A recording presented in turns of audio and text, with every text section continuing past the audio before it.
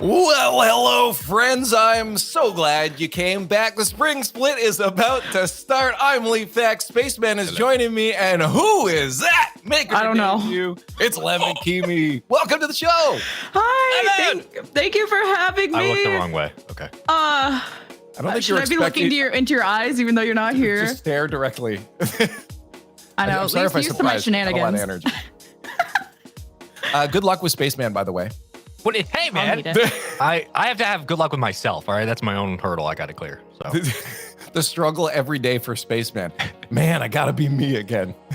Another day. No, it's wonderful, and I'm glad you two are joining me today. Spring Split, again, is about to start. This is our last split. Let's take a look at where we are on the journey of the RLCS 2022-23 split here, our season. We are through the fall split.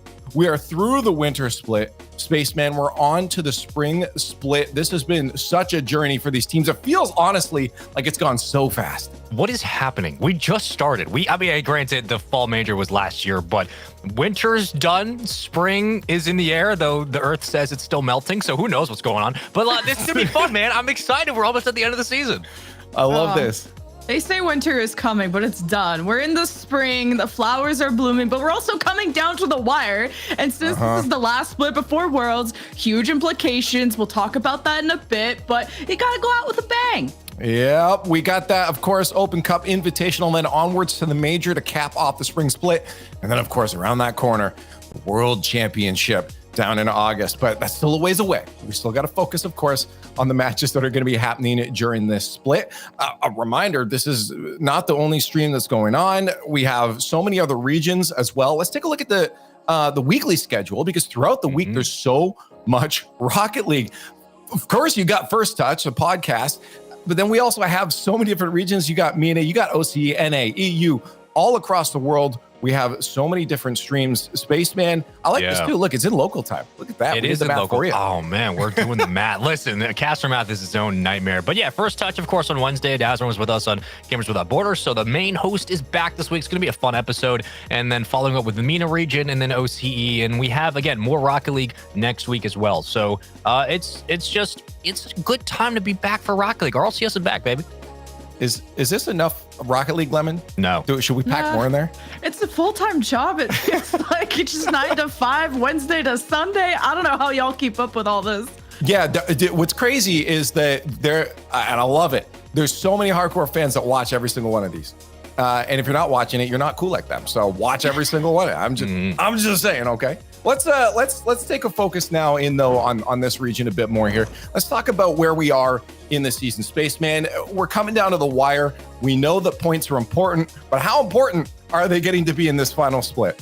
I mean, this is do or die for a lot of teams, but also the fact that the rounding of the edge here for Worlds. We're now making the jump for who's going to start separating in your top 4. We expect the Gen.Gs and the complexities to round out that conversation. V1, of course, the roster change will jump into it, but it's really the 6 through 12, the Space Station down to the Kois, where things get interesting because points matter so much. We're potentially looking at North America to get 3 additional spots for Worlds if you kind of get within that top 6 range. That's what we're hoping for, but it really comes down to a push for top 6. If you're Dig, if you're NRG, Furia, Optic, Koi even, M80 maybe. This is a very tough weekend schedule ahead, and Spring Split matters so much because the points matter so much. Oh, yeah. And we got an appetizer, sort of a taste of the power levels of some teams right out the gate in recent tournaments. Thinking about you, Koi. That deep run into the finals of the Gamers 8 qualifier, beating Complexity, Optic, sorry, Spaceman, G2. That was cool to see. Furia won the Steel Series tournament. They're on the come up. So this Spring Split's going to be exciting. Yeah, I think if you're a fan of underdogs, this is the split to be watching because, again, teams are warming up. Teams got those roster moves that get them really comfortable. And this is where comebacks happen because the points start to increase as we move on through the splits and teams can start to rack them up and try to get into that top 6 like Spaceman mentioned. Yeah. Speaking of points, here it is, 24 Spaceman for first place, 30K as well, ain't too shabby.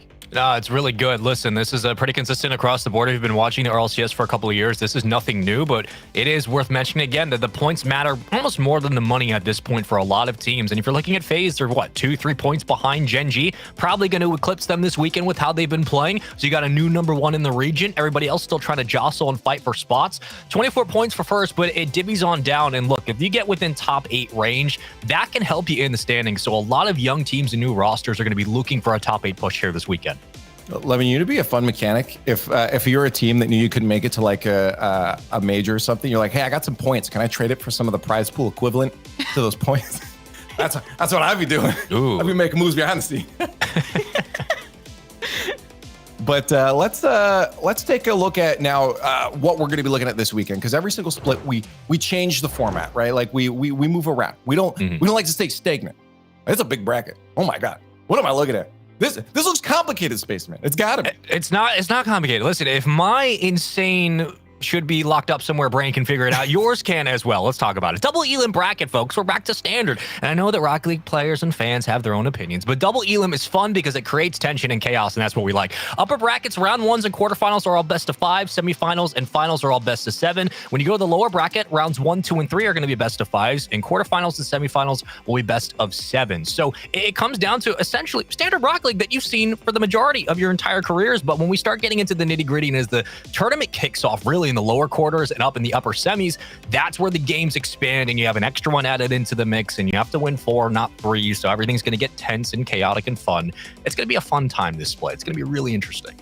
Oh, yeah, but what a war that we have in this day one. You know, we have 16 teams. Tomorrow we'll only have 8 remaining. Then our last match is on Sunday. Some pretty big matches going on today. At least it's hard to pick which one I'd want to watch. Yeah, well, I mean, the good thing is you don't have to, because all these matches are going to be all across the board, team streams all over the place. Let's take a look at today's schedule and what's going on. But yeah, across the board, I want to let you guys know we can only show 4 matches on the mainstream. That's all we could do. We can't possibly watch all of them. We'd be here all day. That's a very long day. So we're just going to watch the upper bracket round 1, the quarterfinals, and of course, we'll head on down to the lower bracket round 1 and round 2. But during that, all the other teams will be playing team streams across the board. Whatever platform you're watching on, make sure to hit the Rocket League category, find your favorite team, get in the chat, and start cheering them on. Let's take a look at what matchups specifically are going to be in this round 1, though, so maybe you can go branch out and find who you want to watch. Let me know, which matchup are you looking to specifically here? Oh, I've had time to brew and think about it. Okay. Also, shout out to Jorby, who's in Miami with the Furia watch party. I'm really jealous. He's posting videos all about it. But if there's one match I'd love to have on my second monitor, it's the Koi and Optic match. It's a grudge match from the Gamers 8 qualifier. It was Koi that, like I said, had that deep run to the finals, and they were the ones who knocked out Optic early. It was unexpected. I mean, it's unexpected to see Koi that far. So I want to see if Koi are going to be a surprise here today again. Spaceman, I feel like that would have been your match too. Oh, you think you know me, but I'm a chameleon. I have many forms. Listen, I look at M80 and Space Station, of course, the newest addition on the Space Station, and wondering now that Daniel's gone, how's that team going to look? They looked okay in the prior tournament we had this week. They didn't look great, so I'm wondering if they made a lot of adjustments, and if so, how are they approaching this split? But also M80. Like, look, these are 2 teams that are currently, Space Station has more pushing here in the rankings, but M80 that started off really hot and was taking down the likes of FaZe, going head-to-head against Gen.G in the start of this entire season, they've slipped up. So this could be a trap game for Space Station and a big weekend for them for potential underdogs to start finding some points. So I don't know. It's gonna be fun. Hey, if you know me, if you've been watching last split too, I'm huge on M80. We saw them starting to pop off recently. I got a little bit of bias to my boy Trey as well. Shout out to fellow Canadian there too. But yeah, no, I think a lot of eyes too are going to be on Dignitas. I mean, like that's a team, a squad that showed a little bit of promise in the last split there. We're going to see if maybe they can continue that on going forward. Of course, they're up against NRG, another fan favorite in that first round. We got to see if they bounce back. That's a huge story too, because they pushed through this entire season without any roster moves. Everyone said it's going to happen, and it never did. So a lot of really fun stories just across the board. I really love how this spring split is starting to shape up. Let's talk about the match that we're going to be focusing here on the mainstream, though, for our round 1. Of course, that's going to be Furia, speaking of Jorby, versus Gen.G. Gen.G, Lemon Kiwi, come across, sees 2 of the players over to North America, started dominating Furia with a bit of a slow start themselves, but starting to show more promise maybe as they move on. So regardless, I think this is going to be a super fun matchup for the fans. I mean, when you look at Gen.G, you expect absolute greatness. I mean, the Winter Major was maybe their lowest point, which was still good. Furia are obviously no slouches. They're starting to play at their peak. I think this could be a close series if Furia do play at the level we know that they can play at. So all eyes are on Furia if they know how to resist Gen.G. Spaceman, are they going to get the Jorby buff during this one? You think it's going to happen? Oh, man.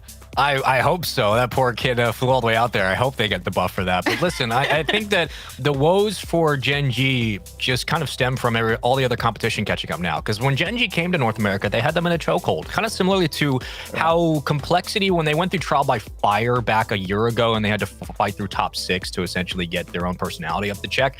When we saw Furia do similar things when they came to North America as well, this is a situation where Furia adapted over time, but the competition kicks up. And I think the Gen.G had a nice start, but they dropped to FaZe in the San Diego Major, right top 5th or 8th slot. FaZe eventually went on to get to the grand finals. Gen.G still have enough. They have absolutely everything they need to be top dogs in NA, to be number 1 or number 2 and win a title. But I think at this point, the competition's just gotten better. We've put more pressure on players to step up, and you're seeing the likes of the FaZes separate. You're seeing V1 make changes to be title contenders, and now they're just stomping everybody. Like, this is going to be a very big split for Gen.G, and whether or not their title contention starts to make a dwindle here, because I think Gen.G have what it takes, but it's going to be tough. And, well, both these teams faced each other rather recently, so we already got a sense of how this could go. It was 3-1 for Gen.G in the drought. It was a really funny series, to say the least.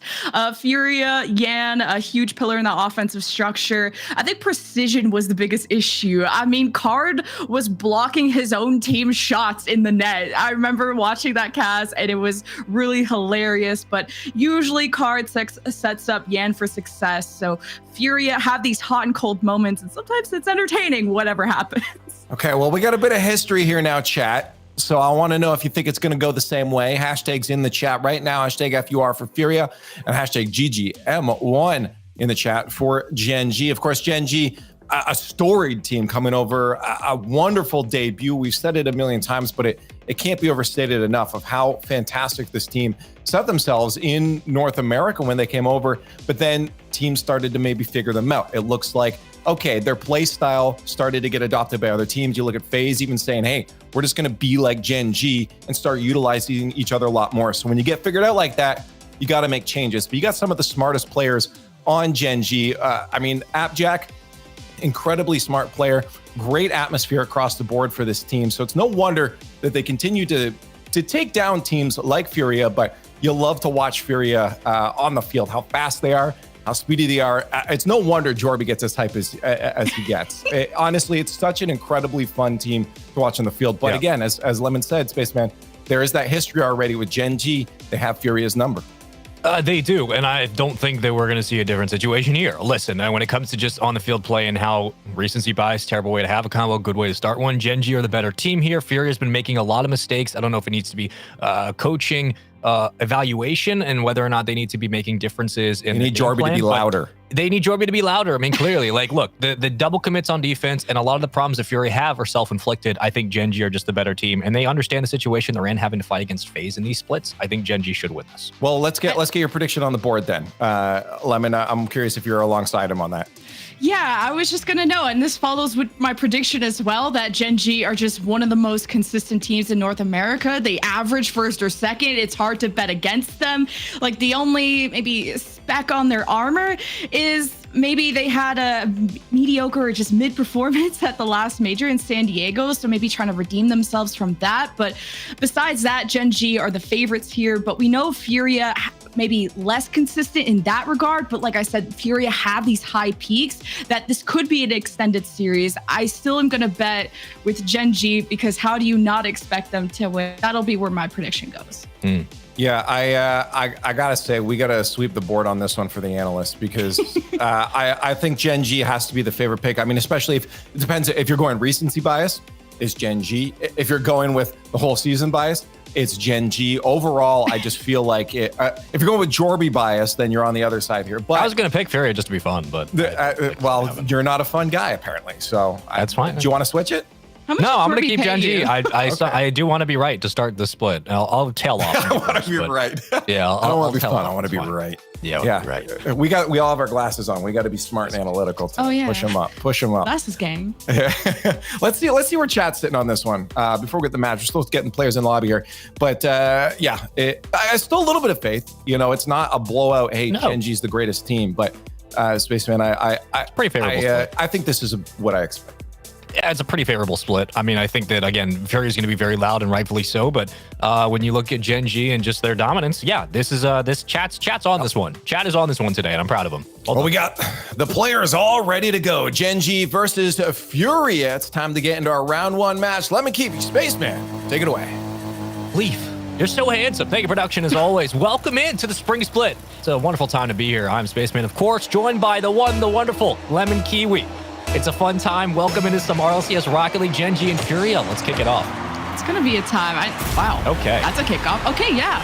This is a great start. Things are going well. Gen.G, not a doubt in my mind. But, Space, I know you've been influenced by Jorby. I've been influenced by Daz over on the Gen.G side of things. Just some things to note on the close qualifier. Furia went to 5 against Hey Bro, lost to Optic. Those were the biggest things where Daz pointed out, and he was like, nah, Gen.G got this. And how can you not think so when you're up 2-0 with 8 seconds? I mean, that kickoff does lead way to the demo, but that's just a mistake by Furia. They double commit towards the left. They play boost over ball, and okay. We got a 2-0 lead. All right, it's going to be a fun game one. But granted, both these teams having a little bit of time off. We had about a month break before we eventually get back into some RLCS action. If you're wondering how the San Diego Major went for Gen.G, the story really was just kind of the lack of offense. FaZe have the better of them. They kick them out 5th through 8th. And the FaZe, of course, go on to get to the grand finals with the lose to Carmine Core. But Gen.G, a surprising exit. I think a lot of people expected them to make at least a top 3 finish. For Furia, similar situation where this team just doesn't play up to their potential. We know how good they can be and how good they are. But a lot of the problems self-inflicted. But we'll get back into this game one with about 40 or so seconds burned here. But it's really just been all of Gen.G off of some mistakes from Furia. Ooh, reset too from Chronic. I like that Gen.G were back passing too once Furia tried to break through the midfield, able to keep possession. Gen.G don't stop applying the pressure. Yan holding on, and that's the spark plug from Furia. I think one of the most exciting players and the one that has to put the cape on. Lost over to Yan on the right side. Lost looking for bumps and making the gap to the bottom left. Yan with the first one for Furia. This is just big pressure from Lost, right? You have the boost from Yan and a nice recenter. You got a bump in the net. Lost takes out 2, clears the lane, and Gen.G just don't have numbers here. I like the spread from Furia getting right back into this game. That's all set up by Lost on the goal line. And they try to find the equalizer, but they're going to have to work for one more. Nicely done by Furia. It's looking good. For now, Card. Oops, sorry, I muted my mic. I tried to position it away, either way. Chronic and Gen.G. Back wall protected. Card following up with this. Jack going for boost, so Card can keep breaking things into the orange half. Space being created by Gen.G. Jack catches the pass. Yan challenge 50 to Noli, and Chronic patrols the midfield. This is the breakout Furia needed. And those are big 50s you're going to want if you're a Furia fan, but you're going to need the dunk as well, forcing the challenge on the front of the box. But here comes Card. The center will be out to Lost. He's going to make this catch in transition, gives it to Yan. Slow roller, but Chronic will have no problem dishing it back out towards the corner. And this is the big counterattacks that we see from Gen.G often once they scoop up that 50. But Furia doing a nice job of cutting it down at the midfield and getting back into rotation. I like what we're seeing from the boys in blue, just down by 1 with 3 minutes to play. Boys in blue. I'm just thinking of a specific team, and I'm like, I guess it's really any of the boys on the blue half. Yeah, if they're on the blue half, it's probably going to be the boys in blue. Then you got the orange wall, the blue wall. Absolutely. I know you're a fan of one-colored walls, though. I am. Yes. We'll see if they make it to the second round. But I see Card making their way down the field. Stopped. Kicked in the face by Noli. But Furia were able to kick off these offenses. What can they find? It took some physicality in the net for Furia to find the space as Card sets up Lost in the box next to him. He's got 2 defenders standing in his way. Still Furia just lobbing things through, not too threatening yet, needing to connect and just bullying Chronic out of the way as Noli gets involved. They're forcing a lot of 2 saves on the goal line there for Gen.G. Like the pressure from Furia early. Big clear. Lost will be the only way in back for the moment. Here comes Yan for the chow, and Chronic will meet his maker there. Yan with another, make it 2. Couldn't get the 3rd, but the 50s are good enough. And with that, maybe pressure here as Furia tried to move upfield, but apparently Jack things towards the backboard before finally, looks like for the moment, the offense will slow and Gen.G will have to try again. Yeah, it's good for Card to put into the corner. Deny had the net. Close call by Chronic. As Jack makes sure that it's not centered out. It's got the reset, just drops it down, dodges Lost as Card protects their back wall. Noli up into the air, drops it low, Lost there first. And Gen.G forced to play a lot of defense here against Furia. Just after that first 8 seconds, we had 2 goals from Gen.G. Things have slowed down. I mean, finally, you get some boost back. So canister's full for apparently Jack, but there were 2 back grabs in the corners that Furia were able to capitalize on, and Lost with a beautiful touch off the setup on the backboard. This was a great play downfield by Furia. It's Lost who sets this up, and Card who gives it on a dish. Just hits the top of Card's car, and Lost cleans it up. Janitor on duty, 2-2. And Furia will not be boomed. If there's something South America has is a lot of passion and a lot of heart. The way that you go down 2 goals in the first 8 seconds to tying things up with a minute left. Chronic stopped at the line. Yan has a chance to move up, lost to his right, overwhelmed by Gen.G, taking his sweet time, and Gen.G won't let him think. Now Noli pinches it off the wall, Chronic at the midfield. Yan there first beats him to it. Furia applying the pressure, may be able to even take a lead, but just needing to go back for boost, loses that momentum. But here comes the push for Furia off the back wall. Yan with the setup, it pops it up high, trying to buy time, maybe fake out the defense. But Furia, see if they can keep this up. And if you're Gen.G, you got to prioritize boost on the defensive end. They've been starved far too often in this game one. And it's led way to these counterattacks. Lost going to play laterally, move back to the midfield. Chronic, of course, getting the call and plays it low, but a big win by 50 by Yan, who gets the 50. That's the sentence. Noli tried to get the reset, wasn't good enough, but here comes Chronic towards the corner. What a redirect from Noli! Wow! A beautiful play downfield. 15 seconds in the lead for Gen.G. Not a great touch from the defense there of Furia, but Gen.G at the right place at the right time to support their team. Within 15 seconds, Gen.G are up 1 in this first best of 5 that we have on stream. If you're worried about the other matches, we got watch parties. We'll also kind of red zone our way through if this is going to be a quick one. Last couple of seconds, and Furia have to move downfield. It's a fight for possession. Yan versus 2. A touch from Gen.G sends it down, and that's all she wrote for game 1. I mean, this is just pressure meets pressure, and Gen.G's probably going to win this battle. It's just a doggy bag goal for the road. But you see what happens when Gen.G have boost upfield. They're going to push it back and force those 50s close on the goal line. Unlucky enough, you have players like Abjack, Chronic, and Noli on your team, and you're probably going to be pretty successful as Gen.G will take the opening game here in our best of 5. A lot of presence, a lot of positives for Furia, but in the end, just could not win some of those counterattacks. And Gen.G, very good within the numbers, that spacing that they create for one another. Some of the best in North America, obviously major champions for a reason. And here's your stat card to break it down. It was a pretty good showing from Gen.G across the board. Nobody having a slow start as we look at our Mobile 1 high performance replay. It kind of started off with a couple of opening goals that shouldn't have happened for Furia. They worked from the deficit. But after that, Lemon Kiwi, it just seemed like Furia were able to respond. Gen.G weather the storm, and they get back into it. Great sinking from Furia. Welcome back, Leaf. Hi. Is what to be expected, Leaf. How are the other matches going? Some of them going as expected as well. I mean, in their game 1, FaZe Clan, of course, taking down Hey Bro. They'll be continuing on in their second game. Space Station taking down M80. Looks like game 2, they're also taking them down. I wanted M80 to do a bit better. I'm keeping an eye on that Optic Koi game for you guys as well. It was game 1 going to Optic. Koi now, though, in game 2 is up 3-0, so that should be a close series. And I don't know if NRG fans want me to give the stats on this one, but game 1 went to Dignitas, and game 2, Dignitas is winning again. So just saying.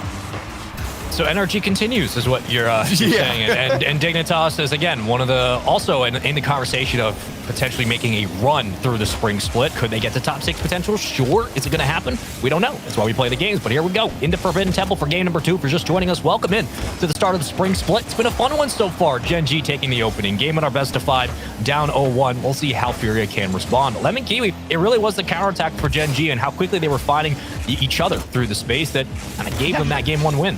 Even just the initial attack right out the gates, we had 8 seconds, 2 goals. But Furia, you talked about the spacing, the physicality, Lost bumping people, nice. Card, the bump red by Jack.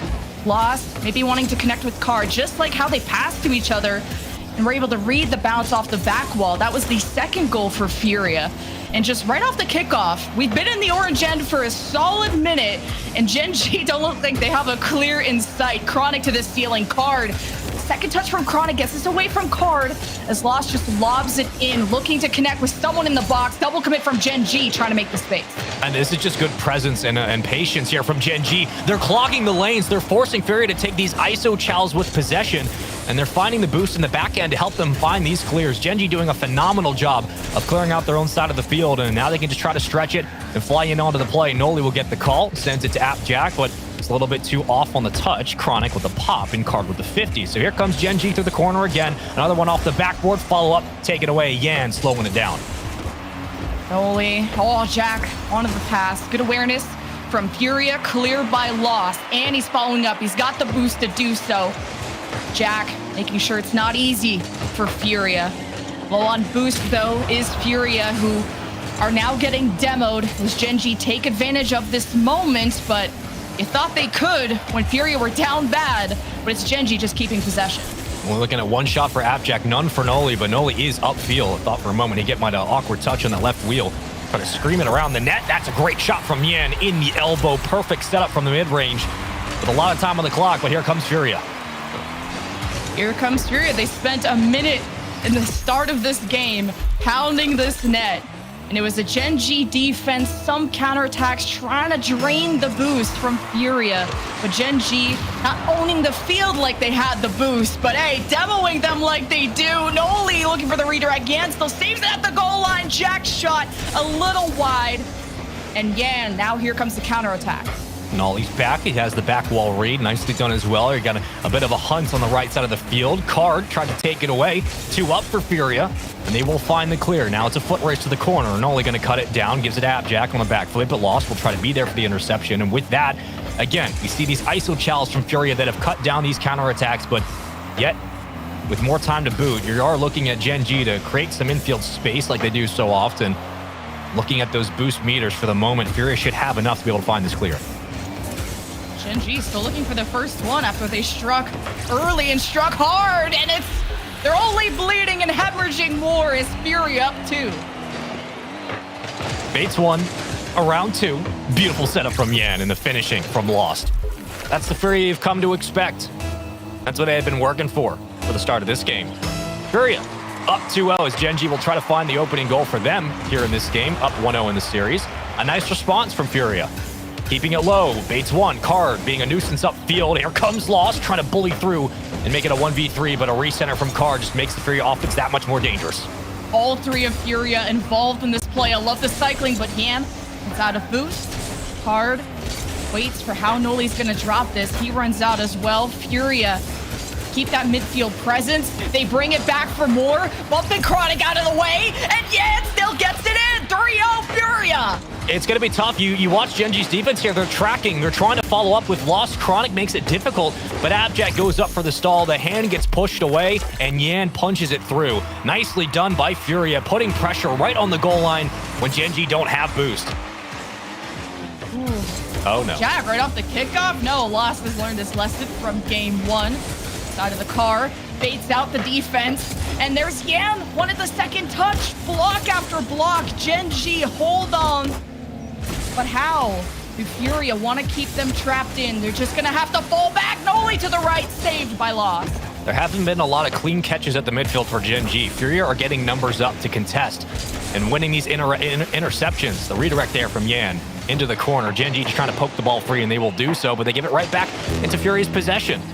We'll find the catch from Lost, already on the pre-jump. Holds it, reset, can't dunk, but leaves enough upfield for Furia to work with, and corkscrewing his way into the goal line. Yan tried to make more than what was possible before Carr wins another one off the ceiling. This is what we're talking about, making the lanes more difficult for Gen.G to move, but that bump was scary. Here comes the defense.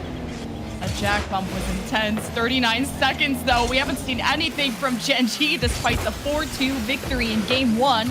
Jack didn't even receive that pass. Yan forces the 50. Furia on top of the ball first. 30 seconds left. Lost the sauce. 3-on-2 for Gen.G. The counterattack is there. Card buys time. It's about to bounce in front of the net. Only too wide to the right post. Confidence challenges here from Furia, constantly having a number up. Maybe one for the road, but with time dwindling away, this one's gonna be done. We got ourselves a tie series, folks. Furia, nice recovery and response here on Forbidden Temple to knock this one up at 1 apiece. And Gen.G threw all they could on the other side, but it was just too much and too often. Overwhelming offense from Furia as they find themselves their first game in this best of 5. And a shutout against Gen.G. But we all knew this wasn't gonna be a sweep. Furia got that dog and look at the shots, 13 of them.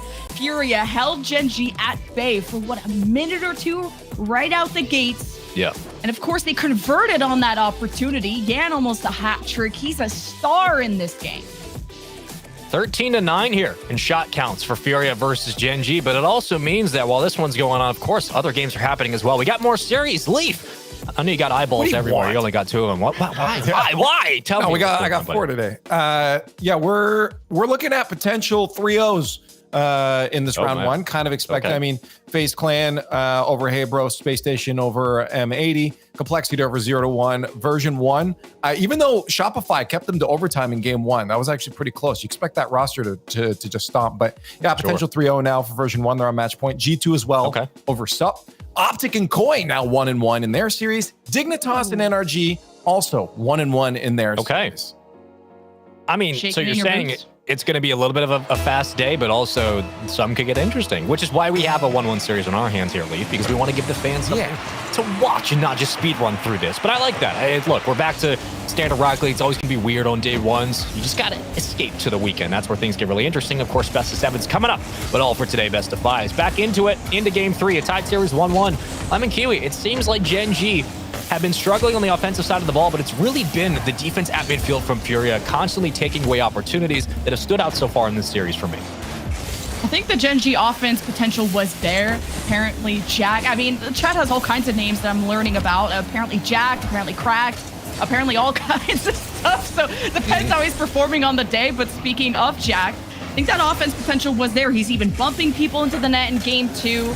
Wasn't able to actually cross the goal line. Yan even had to make some miraculous defensive saves there. Every pass from Gen.G, the 50 forced by Furia. It's been tough for Gen.G to crack that egg as it goes all the way down. Noli forces his head against Lost. Jack up and above. Chronic in the midfield, not stepping up yet. This drops to Furia. Probably Jack ran out of boost. I saw a leave off from Furia as that pass went right over towards the back wall. Gen.G tried to set up potential swing, didn't really have numbers up, but I did like the call anyways. Chronic will give it to Noli. Great pass on the infield. Plays it sharply. Awkward touch from Card. He got 2 on the backboard committing for Furia, and they missed 1. The pitch down. This should be Furia's ball. Somebody get up there, they will, for the challenge, but Chronic tried to circle back in and keep the offense alive before eventually Card does poke it free. And now we check it into the corner. So we'll see what Gen.G can do, as the pressure is always going to be upfield for Furia. Gen.G, if they're recognizing it, trying to spread the defense laterally and pull them off their placings, and with there, you're probably finding some space. Chronic waits for his moment. I want to see him get more involved. I want to see the aggression from that guy. And at least defensively, he's alive and well. Card gets overwhelmed. Now Yan involved, and that's the aggression I think favored Furia in game 2, hence why they shut out Gen.G, but I think it's because they kept them in their own orange half for so long. As Lost bumps Jack out of the way, everyone committing to this ball as the 50 favors Gen.G out of the net. You can start to scramble when you're chasing off the backboard, and you're really hoping that that demo or bump leads way to an opportunity. Even here, more presence, more numbers up for Furia. You got Noli in the opposite wing. He will, of course, grab a canister to allow this challenge to ensue, and Yan's going to fall out of the play. But here comes Card, and let alone Gen.G with the chow. Noli leaves off, gives it to Jack. I like the call. Anybody else on the infield? Yes, potentially. Chronic, low to the corner. And what did Gen.G like to do here? Go off the ceiling to Jack. Card pops it up. Noli's not done yet. Reset available. Lost challenges. What a great clear for Furia. That's a big one as well. You just want to clear the box, give yourself some time to breathe, because you already have Lost overextending. But you got Noli off the back wall, looking for the double tap, won't be there.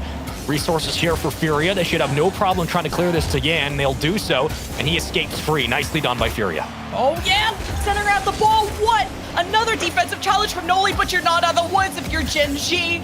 The net pressured. Furia want more. I mean, they're at 0. They need everything they can get. So does Gen.G, who got shut out in game 2, and game 3 is not progressing any differently. Oh, as Card is asleep. I think he got caught right on this challenge. It just came in too quickly. Huge 50 from Noli, and Card could not flip back in time. There's no shot. That's just a nice heads-up play and awareness, really, from Gen.G.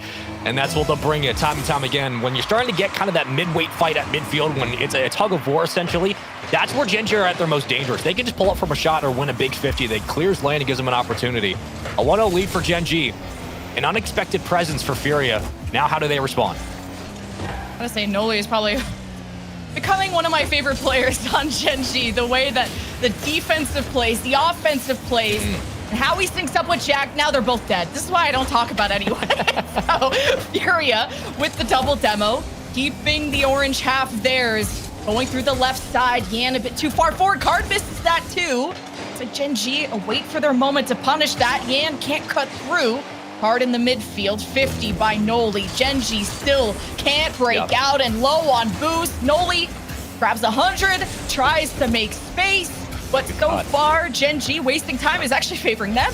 There's been a few times where they've cut into the lane and Gen.G have been ready for that pass, but a great flick from Chronic finishes what he started, and that's the danger of overextending. If you're Furia, you lose a 50 and you give it to Chronic on a 1v1, you have to track with this ball, and you're not going to beat this kid. It's not going to happen. A 2-0 lead. Gen.G, my goodness. After how long Furia worked, Gen.G get a counterattack and execute immediately? Yep. That's why Gen.G are just that good. Chronic gets a demo, 3-on-2 off the kickoff for Gen.G. Noli and Jack get crossed up there. At least they back each other up as Card is not being stopped, brings it to the corner. Jack makes sure he gets the corner boost. How does this get tipped over? Chronic not letting this get centered out. Lost bumps him up the ball, but Noli won't be stopped. Gen.G looking for the third one. Noli pushes Card out of the way, but Yan saves the day. 2 in a row. You don't see that too often just on positioning alone, but somebody get a pulse check on Jorby with under 10 to play. The dude's going through it. Furia need a goal. They need it now. Card tried, but the slap down from Appjack. And that'll be the dagger here in game number 3, a 2-1 series lead to boot. My goodness, GG's all around. Gen.G, a commanding win here in game 3 and a 2-1 edge as they look to essentially put this series away. But Furia, a lot of positives, just getting bullied at the midfield and losing some of those important challenges.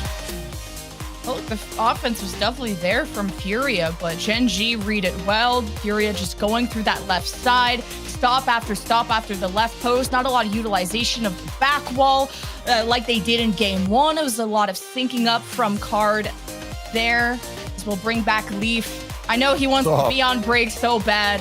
But how are the other games going? I really want to know about the Koi Optic one, too. There ain't no break on day ones. You don't stop. She wants me to be sad is what she wants. She wants me to be just down because of the Koi Optic series. She knows. Yeah, do you want me to tell you you're watching this one as well? I do. I want you to tell me. Okay, I'll tell her. Okay, right now, well, Optic Gaming's at match point. Oh, okay. So it's 2-1. There you go. It's 1-1 in game. It's 4, so it's not too bad. You're not that sad. Version 1 did wrap up their 3-0. Complexity wrapped up their 3-0 as well. Sure. Space Station and FaZe also wrapping up their 3-0s. Okay. Yeah, so we have G2 dropping one to Sup while they were on match point. So that is now not a 3-0. And we have Dignitas and NRG going at it with NRG at match point. So NRG fans, don't let go of that held breath yet. Keep holding it, but it's closer. You can breathe out soon, maybe. Look, a win is a win for NRG, but also, I mean, Corelli's already off to a hot start today, predicted FaZe in the opening series. Well done. Big brain from Corelli. Nicely done. There we go. Let's get into Coliseum. It's going to be a fun one because Gen.G, again, also on series point to jog your memory real quick. And Chronic trying to reset around 2 and gives Gen.G a very hot start into this game 4. But it's been up to Furia. The midfield pressure really hasn't been there. They've been testing, but haven't been finding possessions, and that's where they need to turn things around. Gen.G on match point. Jorby maybe just going through the game 2 replays as much as you can because absolutely. The aggression that Furia brought out right off the kickoff, I think, was that momentum pusher for them. And wow, Noli, I don't even know if he touched that. All I care about is Gen.G up 1-0. I mean, all you care about if you're Gen.G is that you're up 1-0 as well. Noli just gets a little touch off the back right wheel. Just the softest, a little cottonelle touch, like we have to call it. I mean, that's all you need. The redirect's good. 2 collapsing in the back of the net. Furia can't get a hand up, but Gen.G have a lead yet again. You know, the big letters on the screen telling me Noli scored should have been indicative of the cottonelle touch. You know, the cottonelle touch, a little soft, you know? Some, it's not a thing. I've made it up on the spot. It doesn't exist. But, you know, just gotta rock with it sometimes. Oh, Noli rocking it with it again. Challenge, though, the 50. Furia reading these plays better. Chronic stop before the back wall. Good protection from Furia. How's their counterattack look? Ooh. Card misses the pass, and it's a clear from Gen.G. I mean, that redirect and the takeaway from Gen.G is so important on the point of contact on that offensive third for Furia. It's a huge clear that sets up Chronic on his lone, and if you're asking him to win a 1v1, he's probably going to do it. You're going to get into Appjack on a dime. Beautifully set up downfield. This is where Gen.G are at their strongest, when they're in their counterattacks, when they have space to work with as well. One of the best in the world. A 2-0 lead to boot. For Furia, not even about slowing the bleeding, because it's not like they haven't been present in this game. The defense is going to do what they do, but you need to stop letting Gen.G get free touches when you're setting up offense downfield. Kind of liked how Furia acted, but I like how Gen.G counteract or react more as the pressure is there. You even demoed Yan. It's a 3-on-2. Gen.G keeping them stuffed, taking their boost too. Yan removed for a second time. Noli to Chronic, trying to cross this in front of the net. Lost contesting this well. Jack in the midfield brings it back. Gen.G slowly running out of boost, but stealing Furia's, and that's how you keep them stuck. Up 2-0, double commit, saved by Furia. And you need clears here because you're going to constantly double commit if you don't have the boost to get this ball out. And that's what Gen.G are doing really well. They took a page out of Furia's playbook from game 1. Furia were stealing boost, but that pitch is gross. Are you kidding? What is this counterattack from Yan? Yan said, demo me one more time. I swear to Bob, I will make you pay for it. 2-1. Yan, that's why you can't take him off the field. His presence, his impact is known, and off the kickoff, Noli ready. Send it right back. Now he tries to bump it. Maybe he even got the steal. No, he missed the steal. Chronic against Yan, trying to center this ball out. The defense from Furia reinvigorated as Jack pinches it in, and Gen.G up by 2. Well, that's one way to get back into it, right off of a beautiful read from Yan. Jack plays it perfectly.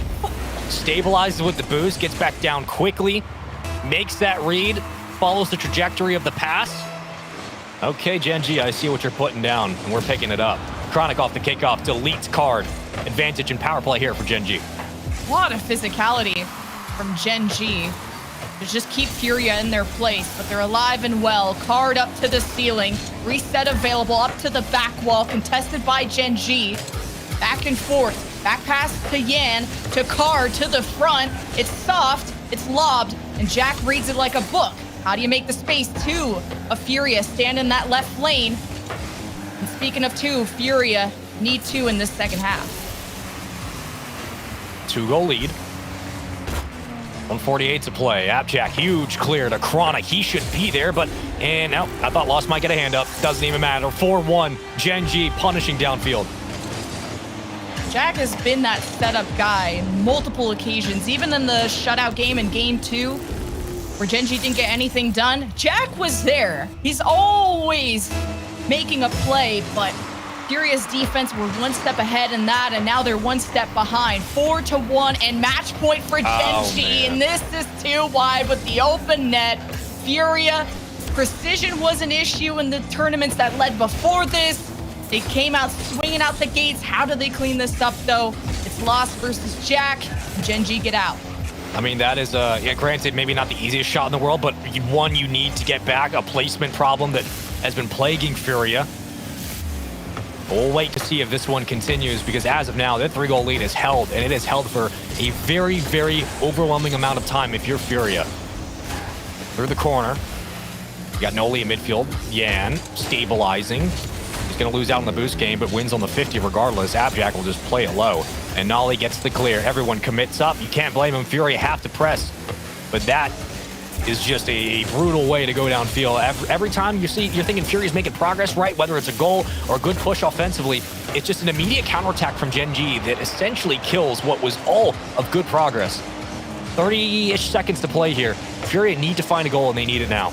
And Card and Yan being able to still make plays while at less than 10 boost when Gen.G were on the counterattack, which we all know how scary that is.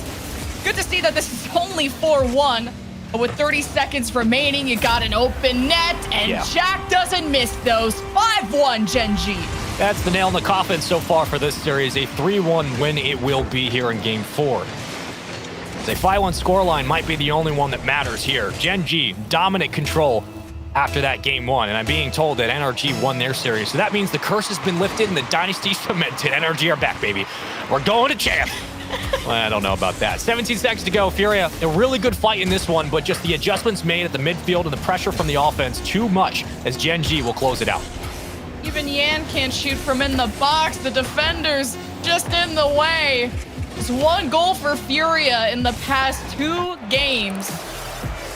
It's a tough one to see. Gen.G be taking the series pretty decisively, but we like the spirit that Furia bring and definitely made Gen.G sweat at some moments. Absolutely did. I think that's actually a great way to put it, is they made Furia sweat, and Furia did the same on the opposite end. But when it comes to those micro adjustments, you see it here. I mean, everybody getting involved. Just ridiculous production from all members, as your Mobile 1 high-performance replay was all of Gen.G. Though the game one was interesting for Furia, it really came down to that midfield pressure and the counterattacks. Those counterattacks, Leaf, my goodness, brother. Yeah, I got something for you. Oh, what do you got? Present, game 5. How did you know? Wait, you took too long to open it, so it's gone. I had to take it away again. I got another present for you. Do you want it? I don't want it. No, I don't want it. Okay. I can. Oh, yeah. Maybe. I'm a little early, I suppose, but Optic Gaming won. Hey, look at that. Look, that's a tough matchup. That's a very tough matchup against Koi. Koi have looked phenomenal within the past week. I mean, granted, it's a week, but still. Well, across the board, we got most of the matchups results that we expected, except for maybe Sup taking down G2 3-2. We just saw the end of that. I don't know if you guys are able to gather what we just saw. What's happening? Are G2 not winning the threes anymore? Was that? Are G2 not winning the threes anymore? What's happening? G2 doesn't win anymore. That's the what is happening, man? It's the end of it. But NRG is winning. So that's a really cool thing. We're back. You got your Optic dub as well. But we got more matches on the way, so we don't want to delay any longer. We'll get the silly break out of the way, and then we'll come back for us our upper quarter finals. Please don't go anywhere. We like you. You're our friends. Come back.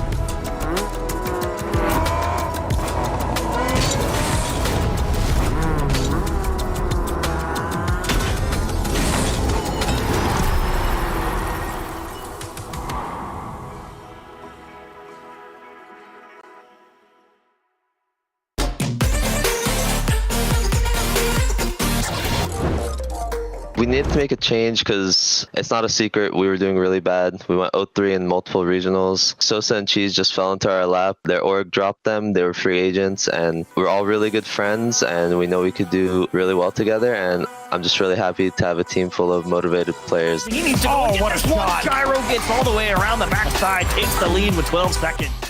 Sosa's greatest strengths, well, honestly, he has a lot of strengths. He's very good on defense. He has pretty consistent shooting. He's a real team player. He likes to pass the ball. You know, he's got that soccer IQ, and he's just a really smart player all around, really easy to play with. Cheese, he's very good on the ball. He's really fast.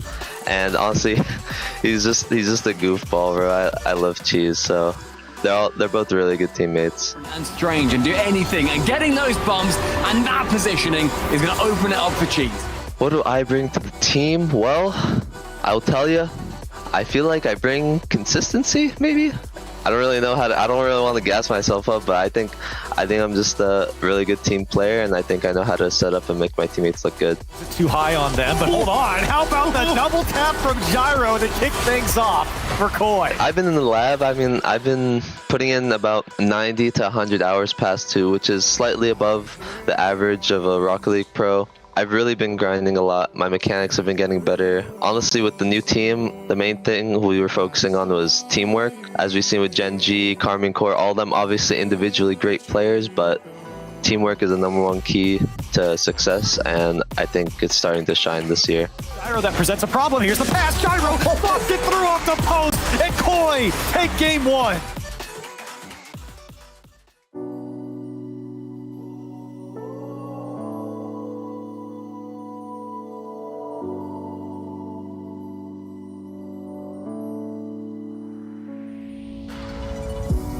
Don't understand it, this wasn't the plan.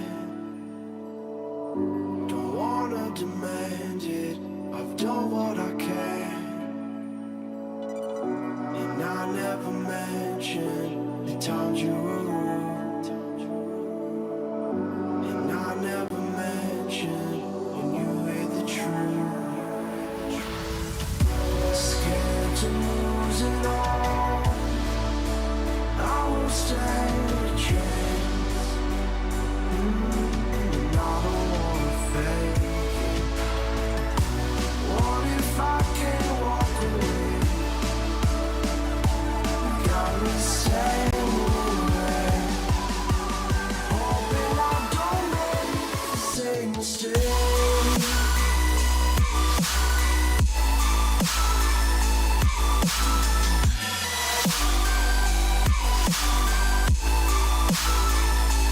Same mistake.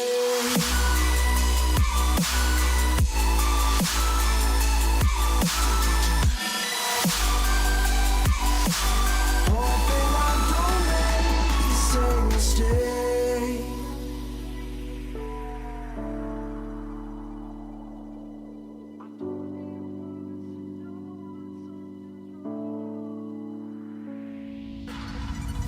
I don't like to leave things unresolved. Maybe it's madness.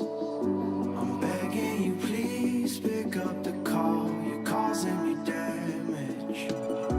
I should've known, wasn't your fault. Don't even matter. I wasn't thinking clear, trying to take it there. Scared to lose it all, I won't stand a chance. And I don't wanna fake it. What if I can't walk away? You got me standing in the rain, hoping I don't make the same mistake.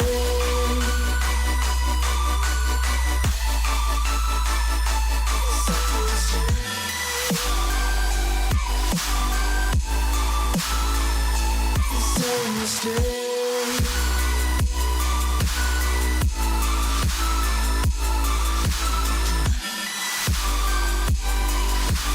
Hoping I don't make the same mistake.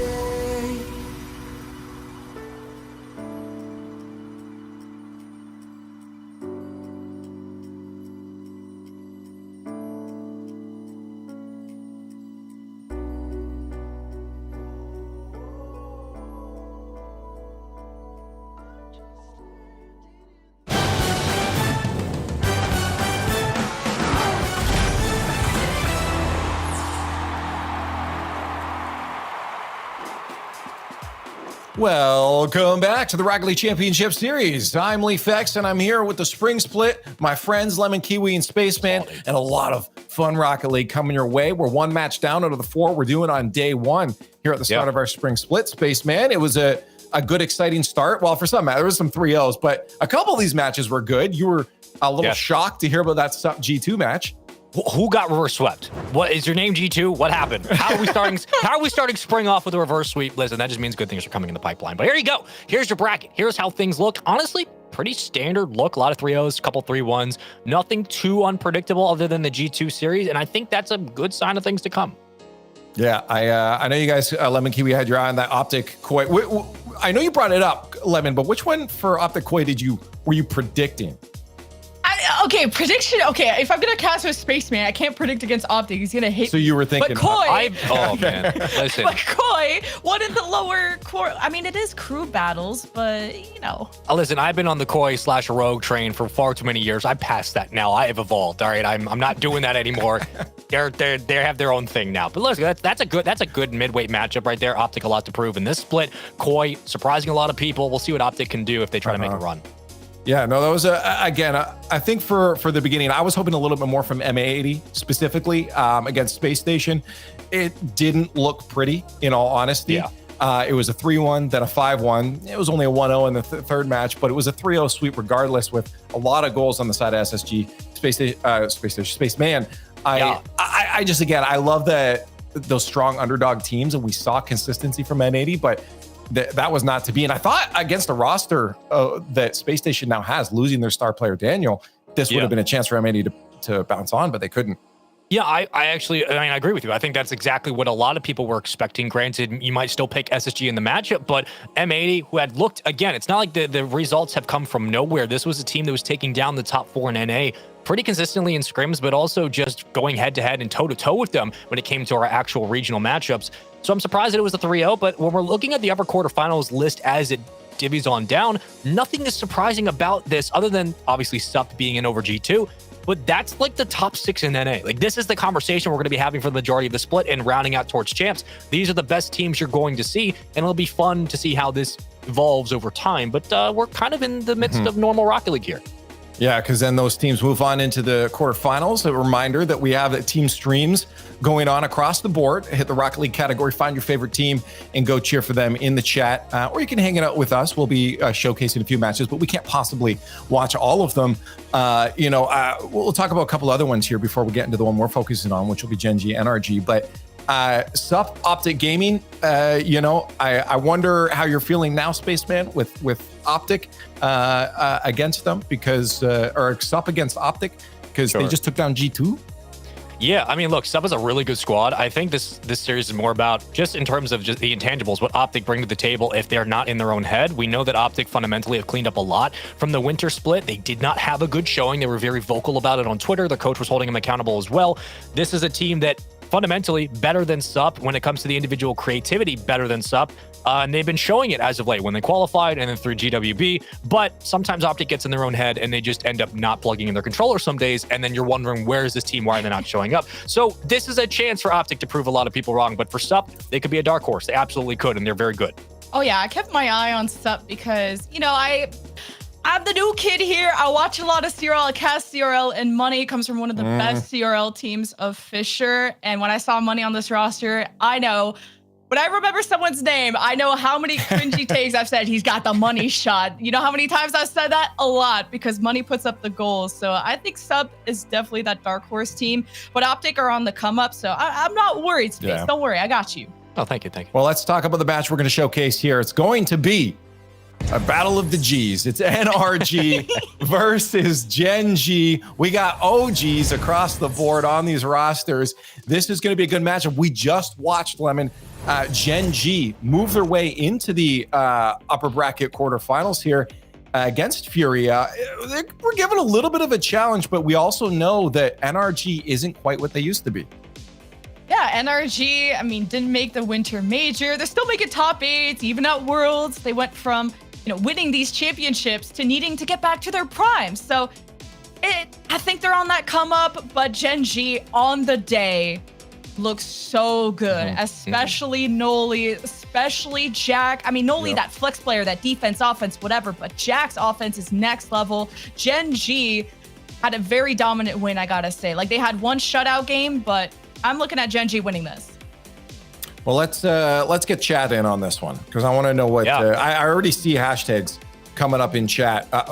My Google Assistant's actually going off. I think it just said Gen.G. It did. But we'll see what chat. Are you guys going NRG? Are you still standing behind them? Hashtag NRG in the chat or hashtag GGM1. We got predictions on the board here. We already heard the Lemons. You're going Gen.G. Are you rocking that? You putting it down? That's solid. Gen.G. Although I know Daz and Stacks with their general NRG memes that they always pulled out, I'm getting to know how much bias and how much favoritism energy is behind NRG, but I'm sticking with Gen.G.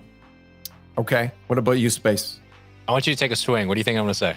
I think the fact that you were on the fence before go with Furia, I feel like you're going to do it here. Yeah, 100%. Well done, Lee. You're going, yeah. Buddy. Yeah, I'm going NRG. Yeah, I think, like, yeah, Gen.G for sure. That conversation, you guys can have it in your own brains. For me, I'm looking at NRG and I'm saying, look, this is a new split. They got a new coach. I think there's a lot for them to prove individually. If this doesn't work, we've said this a couple splits now. If this doesn't work, what's going to work? What's the game plan going to be? What's the style going to be like? And they've changed it. They've been more defense heavy. They've been more isolated heavy. I think this is do or die for NRG, and I think they're going to put it all out there on the line for this split. I'm taking NRG. Okay.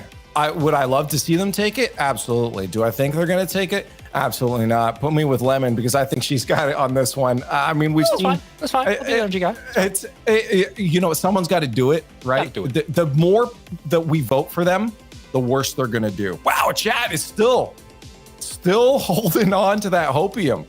I respect it. Wow, that was okay. I respect it, man. All right, chat. Well, we see what you got. We'll see if you get what you want in this match. We have it Gen.G versus NRG on the field. Lemon, Spaceman. Let's see what we got. Look, Chad, I respect it. The NRG boys and gals and NBs are going to be there, regardless of who you are and where you're watching this team. But let's get into it, because off the opening kickoff, it was Gen.G last time. The one thing you're not going to get is probably a lot of defensive mistakes. I say that. It's just good spacing from Gen.G. They start off 1-0. I mean, just like the Furia series, Gen.G struck 2 goals within 8 seconds. How about 1 within 11? But, you know, there is the NRG with their win over Dignitas. They've helped themselves a lot when it comes to the Worlds qualifications. Now only a little bit behind Dignitas, so keep an eye on that Worlds qualification, y'all, because it's the last split to get it done. I'm seeing Chronic get it done. He has the reset, barely dodges the bump from Garrett. Ball still removed from Gen.G's hands, although the midfield is there. Noli misses that touch. Time for a counterattack by NRG. NRG coming into this split with around 39 points, just 10 behind Dig and a few more behind SSG. So they are one of the teams that are going to have to make a push for top 6 in NA. They want to get a good chance to make that world spot, which we know Garrett absolutely wants to do. But the pressure is just too much to start. It's relentless. It's consistent. Off the top bar, Chronic parks the bus, sets it up nicely, and you get a triple commit from Garrett as everybody else falls off the play and Gen.G find their second. Gen.G knew how to cut through the right side, and consistency, when you think about that, you think about Gen.G. Just like in the previous series, other teams usually have to come back from a deficit, but NRG is a tougher challenge. Chronic, his shot stopped by Garrett. Justin, with the recovery, has 2 Gen.G members in front of him, can't seem to find the space. Noli up into the air. Don't think he had enough boost, they're just too slow to the ball. Either way, still waiting for NRG to strike back. It really is a new NRG when everybody's on the Fennec. Don't see it too often, but Justin with no boost, we've seen that a couple of times, what he can do, the magic he can make. And back to the midfield, it's contested for the moment. The poke free from Jack, but it will be off the post. And as it ricochets around to the corner, should be a possession here for NRG. And they will try to escape for the moment, but Noli hunting underneath, just waiting and biding time before, again, the cut down the midfield. We've seen this time and time again, how good Gen.G can be. But we just kind of play boom ball here, give it possession right back. Just good pre-jumps from Jack. NRG can't even take to the skies without someone from Gen.G being there and ready. Dumped downfield for Gen.G. Recovery by NRG. Right back where it belongs, to the orange end. Jack not letting this center out.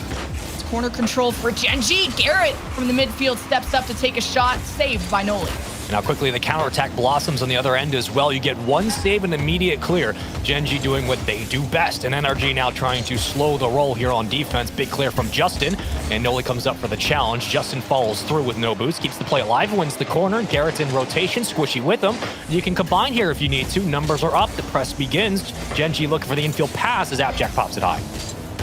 Yeah, I like that Chronic passed it to the side. Keep possession for Gen.G. 2 on the left side for NRG. Gen.G want to complete these passes to just get through. Strike down, saved by Squishy. As Gen.G keep themselves involved, and now giving up. Chronic having to fall back. Here's the pressure from NRG. Dangerous touch by Jack. Garrett knows to go for the punish, misses. Squishy as a friend in the box, and it gets redirected away. Here comes the counterattack. You got to be careful on those double commits on the left wall because Gen.G will not waste a lot of time with the recenter. And Noli's going to find Chronic into the corner. Back to Appjack. Great touches here from Gen.G.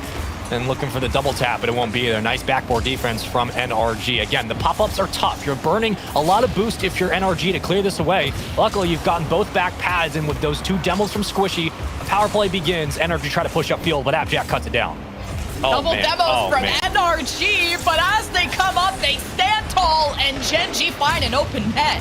You get 2 demos, and Appjack gives it to Chronic. Chronic was overextending up field from the goal line, and it's things like that that make it difficult to play against this team. You're thinking, all right, we got an open field in front of us. There's space, 2 members down, and Gen.G say, guess what? There's a shot on your net. You better open your eyes because it's a 3-0 lead and 1:35 to play. NRG looked okay at the midfield, but there really hasn't just been a lot of offense for them.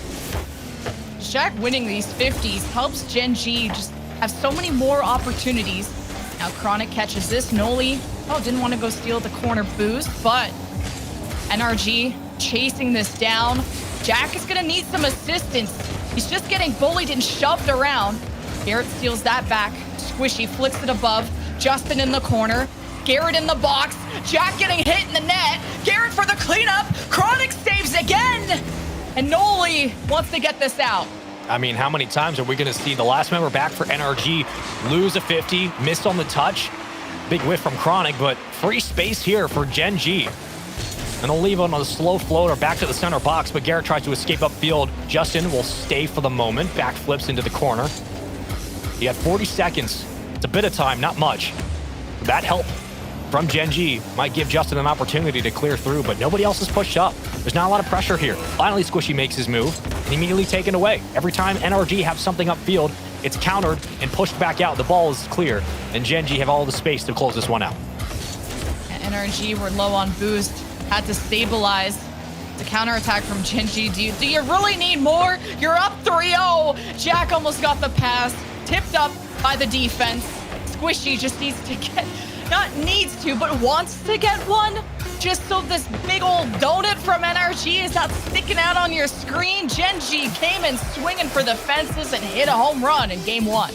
I mean, look, the offense existed for NRG to an extent, but it was very simplistic. It was one-dimensional. Try to work to the corner, find an infield pass, and hope that the 50s from Gen.G don't punish you. On the other side, the counterattacks have been what they've been. Gen.G showed it against Furia. They repeat the process here against NRG, and you find yourself in a very similar situation, Leaf, where Gen.G just look way too good at the midfield, and NRG don't have enough creatively to get out of that hole.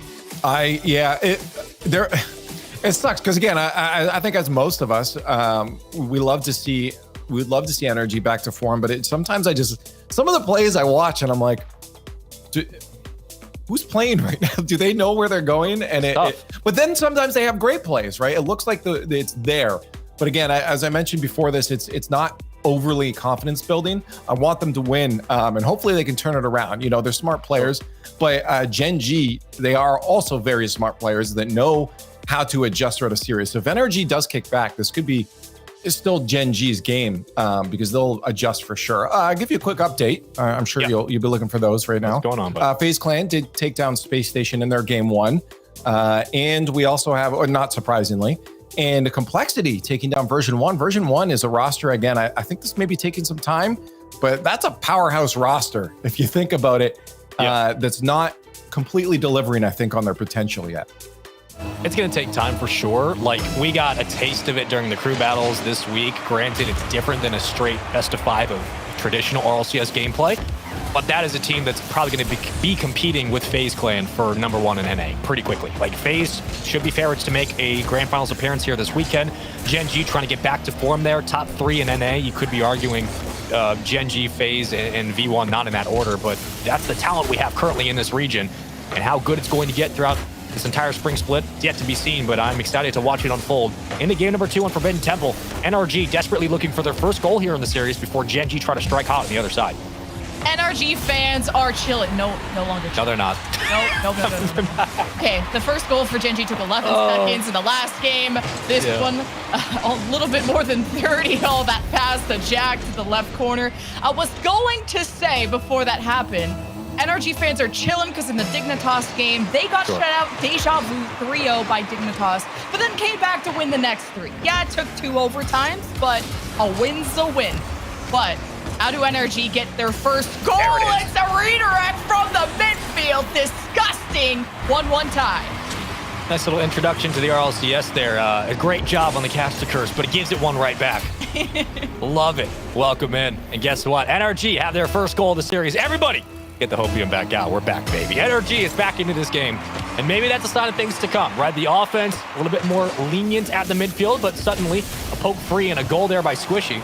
And a chance now for NRG to build upon this. As Justin will try to play it free in a 1v1. He gets around Chronic. Never mind. Chronic puts a hands up and clears it to the side wall. I think Justin just needs more help on the front lines. See, in the last play, the last offense didn't have a second person to push up. And I mean, the G stands for go. Garrett will pull off the solo plays. Justin will too. They've been together for a long time. They know how to win. At least they used to. But in terms of at least connecting on the front, still waiting to be seen. At least that pass in the midfield caught Gen.G off guard. 1-1 tie. Chronic waits for the Justin approach. 50 a little bit to the side. Gen.G keeps it out. Garrett to Squishy. Double commit in the net saves. And you bring up a good point just a couple of moments ago, right? Like having one member up for NRG is big, but having multiple members up, having an extra hand just to put a shot towards the net, win a rebound, find another center, win a 50, get back into rotation is huge. NRG didn't have a lot of it back in game 1, but into Forbidden Temple, things have changed. Justin's gonna have to make the save, and he will. Leaves it to Squishy, the teammates, the tandem, the duality, as he finds his way to the midfield and space to work. Chronic can't cut down. Garrett, great shot. Double commit on the pinch. Diving save for Gen.G as they get back out, and the counterattack is always so deadly. Gen.G from apparently Jack with the lead. Jack. It's Jack. He's cracked. 2-0. Both goals. Sorry, not 2-0, 2-1, but 2 goals for Jack himself. That offense sparked up by him almost every single time. You gotta watch out for him. And I mean, it's Gen.G that are doing also all the demoing, so whatever physicality that NRG have to match, gotta fight back. Jack sends it down. Tenoli misses that pass. The midfield crosses, transitions. Garrett just pushing out to save. Back passes from Gen.G just to hold on to possession.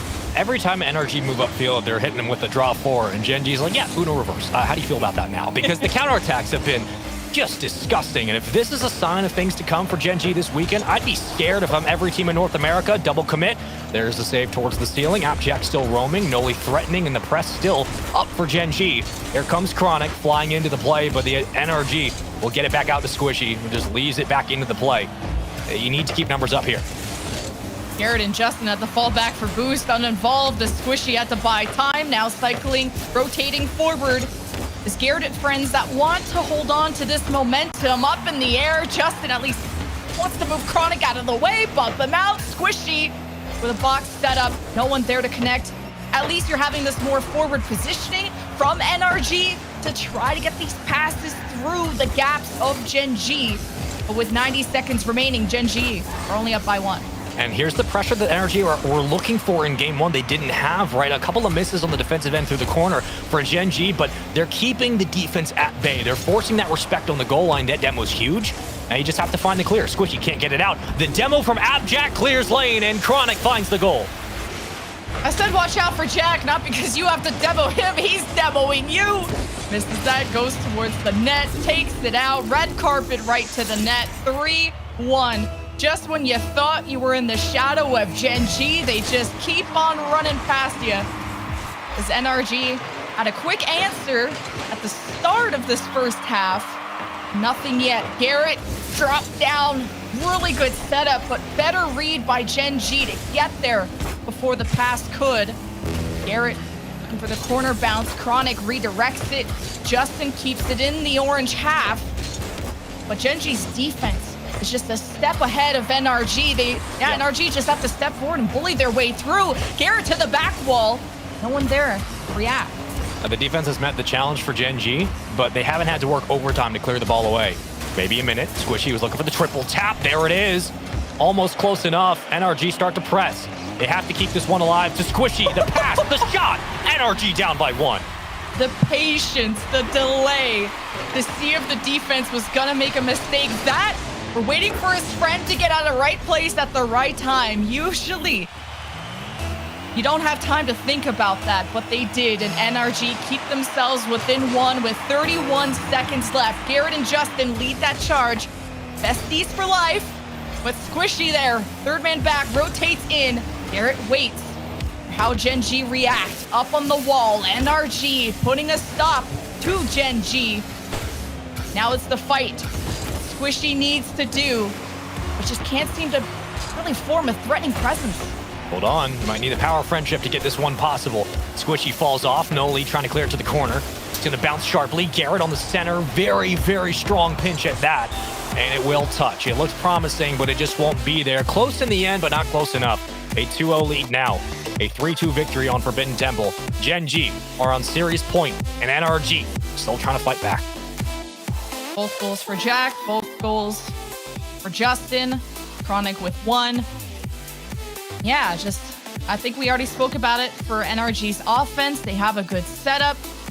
Follow-up isn't quick enough for Gen.G. Think that just that much faster. But Leaf, 82 points, man. we haven't checked in on the sub match. You didn't tell us about the result of that one. I didn't because I didn't want to. No, we have some. Sorry, I'm a little sassy. We have some results right now, and it's not going good for your boy Money. But for Optic is going good right now. They took game 1, and they're currently with a minute left in game 2, up 3-0 against Sup. Wow. Yeah, Sup's not having have the best of time against them. They've only got 1 goal in this series so far compared to the 6 of Optic Gaming. Complexity on match point up against version 1. Version 1 looks like they're just testing out flip reset after flip reset. So hopefully start working together a little bit more. And then of course, FaZe Clan dominating Space Station right now. Like it's not even close. Yeah. I mean, I know that is the story here. It's like V1 still getting acclimated to this point in the spring. It's going to take him a couple of series, right? FaZe doing FaZe things.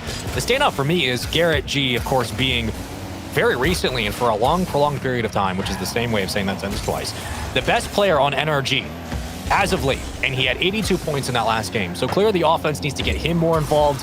His presence is sorely missed right now in this series. And if he can turn it around, that might be the positive. That might be what kicks NRG into high gear and gives him a real chance to get back into this series. But right now, they're losing on the counterattacks, and the offense just hasn't met the match. The great pass in field ricochets off the post, and we'll play it off the backboard. NRG trying to clear. Just NRG. The fans praying for that with Squishy in a 1v2. Thanks Precision for not hitting him in the net, because that was probably going to go in if it was. But NRG to the corner. Garrett takes corner boost. Justin overwhelmed by 2, robbed of his own ball, doesn't have time to think. And then NRG, if they can slow down the play, they're a team that can execute. But just Gen.G plays so fast. Look at this pass, Chronic down low. And it's first one for Gen.G. Off the sidewall from Noli and puts it on a platter. Eats it around Squishy. Tried to hit the reset, couldn't get in front of the ball. And that's that counterattack yet again. How quickly it starts. Justin has to fall back into the net and can't get anywhere close. A 1-0 lead for Gen.G. Yet again, it always seems like whether it's the Furia series or this one back-to-back, it's been Gen.G have a lead. Whether it's off the kickoff or a counterattack that very easily gets them involved. Follow-ups there. Garrett gets in front and does so sparingly. He'll try to give it away, and they'll fall through into the corner. Pressure here. Justin can't make the read, but I like the pre-jump regardless. Appjack up to the ceiling. More numbers up. That kickoff was no joke. I mean, Noli is just as cranky as Leaf is. Demos off of kickoff, takes corner boost, and they almost just scored right there. Gen.G used to being in the lead. Justin catches his shot easily. Garrett prepares for the counterattack. Squishy collides in the corner. NRG have the space. 1v2 though. Justin is at least trying to scoop the ball up or the boost. Do something to confuse Gen.G. Justin, reset. Look at that flick. Jack catches it at the goal line. And that's good patience from Jack. He's a great defender, and he knows that it's not going left post. Just sit, wait, and bide your time. Like the offensive creativity there from NRG, but better defense on the other side.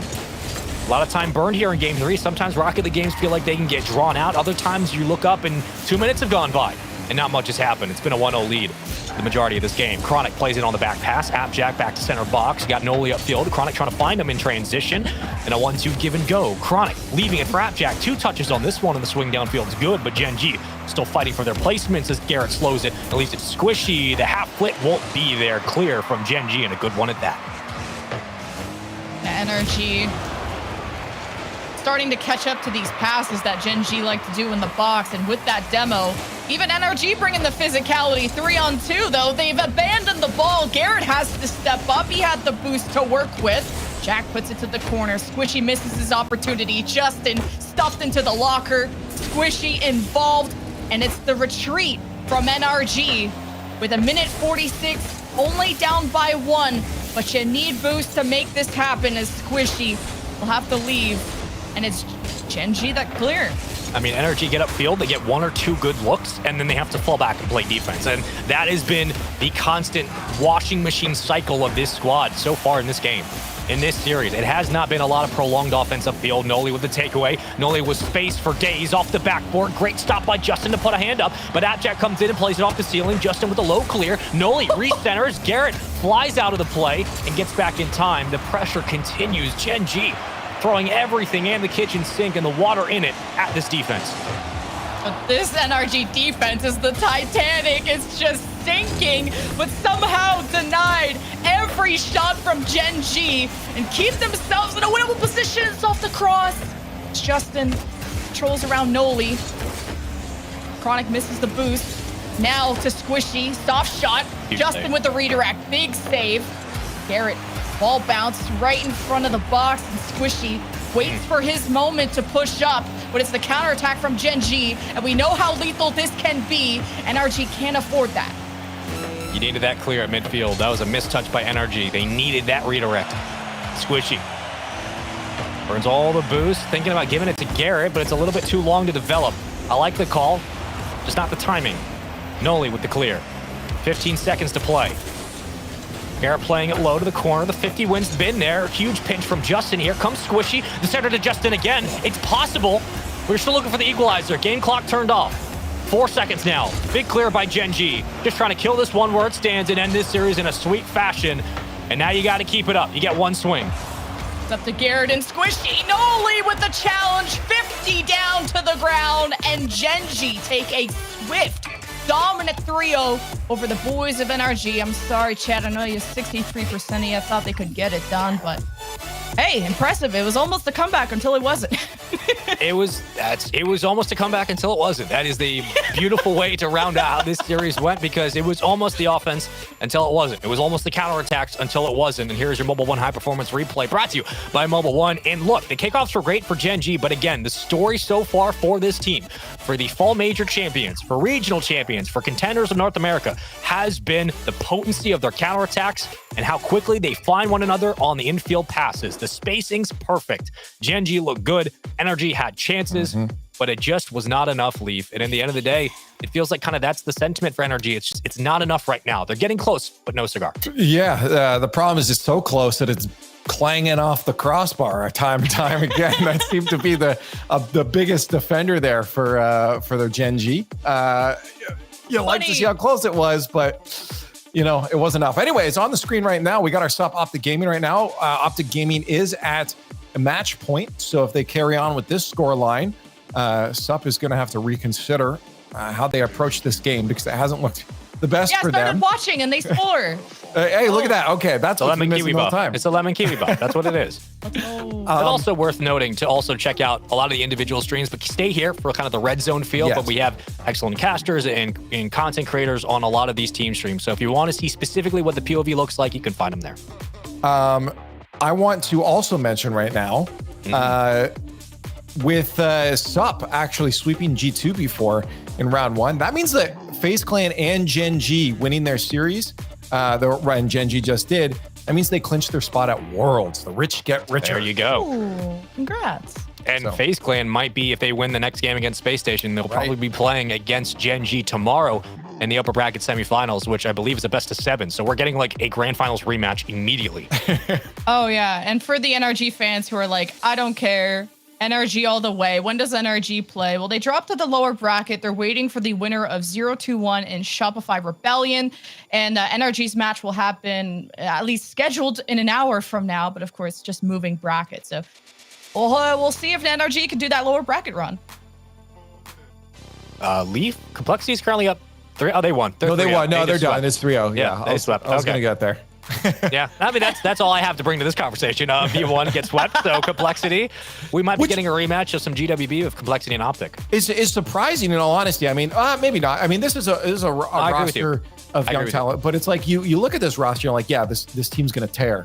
And for this to happen, I mean, Complexity is a good team too, but to have these problems early on, obviously isn't fun for version 1.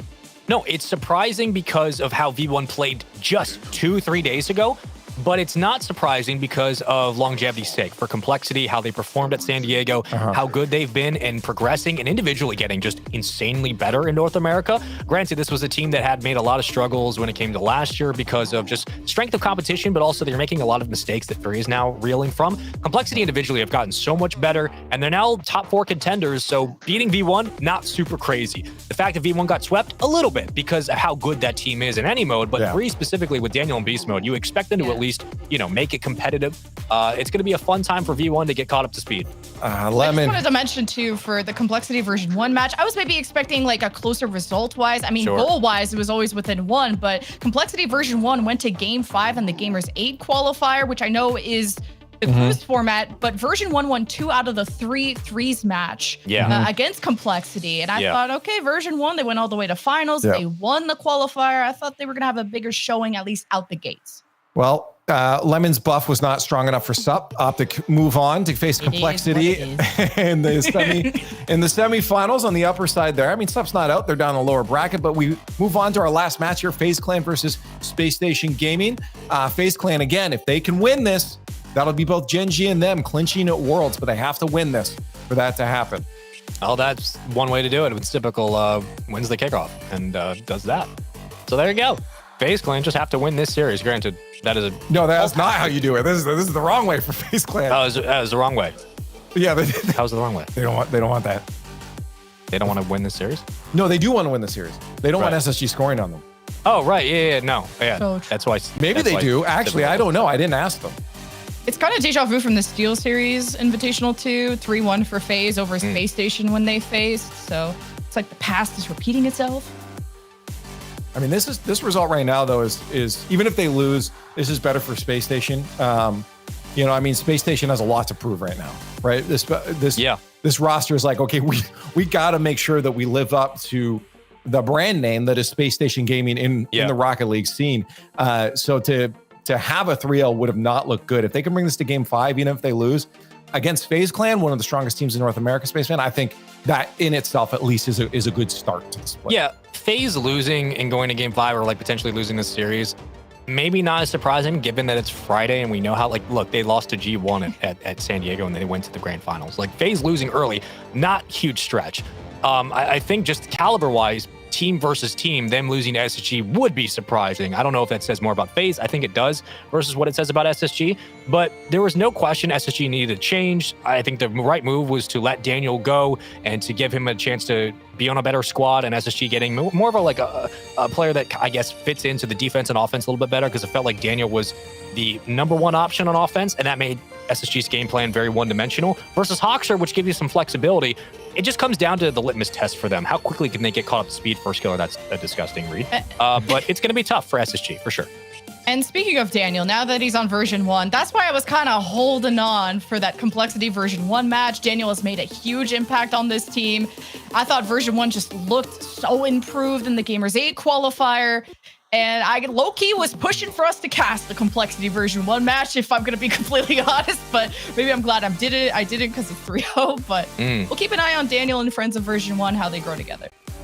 Hey, let's give you two a break. You've been working hard so far. Let's make Hootie Hoo work. Let's listen to it. Let's drop down to the field. First touch out to first killer to miss back to him.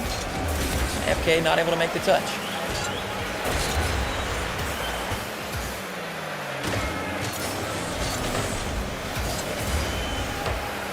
Typical's clear down the field, finds no one. LJ and Arsenal working this down the sideline. First killer and LJ both going for a block, neither making contact. 30 seconds left.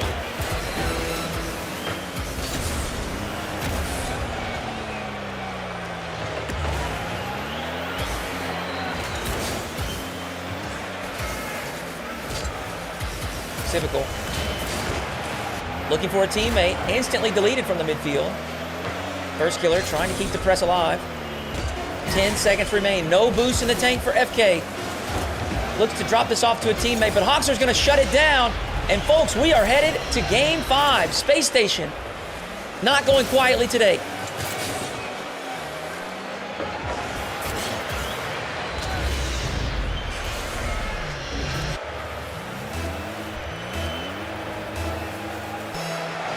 The final 4 seconds of formality. After 2 dominant victories to open the series, Space Station have come roaring back. As Hootie said, a formality. They take that one handedly because there's no way you're getting 2 goals back in that time. And that brings us to a Game 5 FaZe Clan. Again, such an important match. I don't know, Lemon, if they would have expected such an incredibly important match for them this early on into the split, this early on into the bracket. A win here is a clinch for FaZe Clan into Worlds.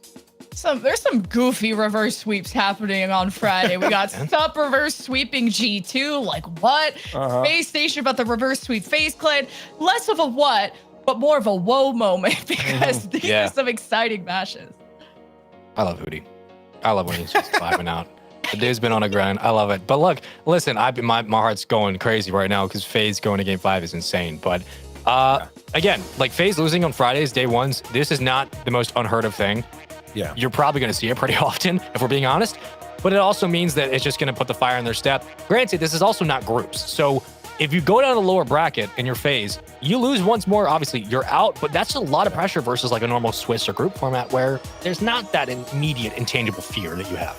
Again, I also said, I think regardless, even if FaZe Clan wins this is, I want FaZe Clan to win this because it will just, if we get people clinched already for Worlds, it just makes things less complicated down the road. Sure. So let's get that out of the way as early as possible. Please, for the numbers' sake, please just win this. But for all my brain cells, please. But for Space Station, just going to Game 5, this is, I think, still really huge. Again, Hawks are on the team with LJ and Arsenal. This is a result that they're going to be proud about. That's for sure. Oh, first, why'd you play it like that? First killer, what are you doing, brother? Just gave it right back to LJ. What was that? Not the sidewall presence you want if you're FaZe. And already, we got Arsenal finding the goal. Okay. It's getting interesting, Leaf. I'm a little nervous. I'm not going to lie to you, brother. Maybe we have to reassess some of those points and standings for Worlds because right now it's getting scary. Gibbs, help. I think Arsenal is Zen. I think we've established that at this point. Is that what it is? Yeah. Yeah, Arsenal is yeah. Arsenal. He's got it. I don't want any more. It's in his name. Look at the screen. Leave, look at the screen. Yeah, no, I'm not listening to you anymore. We're going down to the field. I believe we have Leth, who is actually now the sub for SSG, is doing a watch party for them. So we're going to go down and do a listen in with him. Oh, there's some space. Arsenal probably pushing for a demo now. Upfield. He's going for it. The back end of the chip there. Hawks goes for the back end shot. Oh! Just a pop. There's going to be pressure here. They need to wait on this touch. There it is. I knew it exactly. I was like, you need to wait on that. You can't go for that right away because they're going to make a touch. You know they're going to be panicking. So I love that they waited for both Mist and Typical to make a panic touch there. Because they have to make a touch over the backboard. It's dangerous. Beautifully done. Don't call it a reverse sweep. Seriously, don't call it a reverse sweep because anything could happen here. Off the backboard. Once again, a miss, but Mist is right there, ready for it. And this is a great play off the kickoff there. Hawkster, if he got a bump on first killer, would have been great there because the ball would have just spilled the backboard freely. At that point, anybody in net can jump up for it. but unfortunately didn't get contact on the ball or the player. I like that pop off to the right side here for Arsenal. The follow-up wasn't too good. This could be a pop and chance for Typical, but early challenge from LJ. Hawks was there to try and force them to clear to the side. Pop over to first killer. Back to Typical, but awkward. Ends up losing possession a little bit. I like the demo instead of the pop back because Arsenal's already in a position where he can go for the play on the car. Two players jump in the corner. Bit of a miscomm there.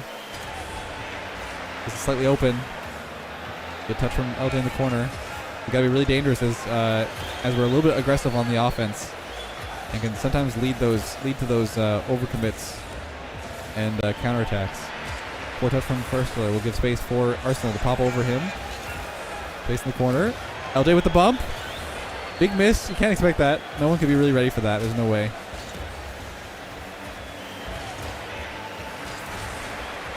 Oh man, Hawks and Arsenal both a 0 boost. I like that Arsenal got the back corner boost and immediately tried to challenge mid. This is dangerous. Two players go. LJ immediately pushes up for the pass. I like that he goes for the pass option instead. Shot wasn't the only option there, but he does go for it. Typical with the early challenge. Gets a miss on that one actually, and misses a bit hesitant. I like the backboard pop. LJ goes for the back corner. A few chances here. I think that they're still trying to force another goal. They don't want to give FaZe any space in the ball. Miss gets a miss, and it's open. What? That is so uncharacteristic for Mist. He flips the wrong way. Oh my goodness. Wow. I can't believe that. Missed.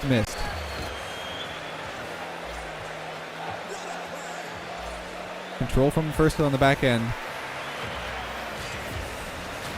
This is where Space Station likes to play. They love to play this. Oh no!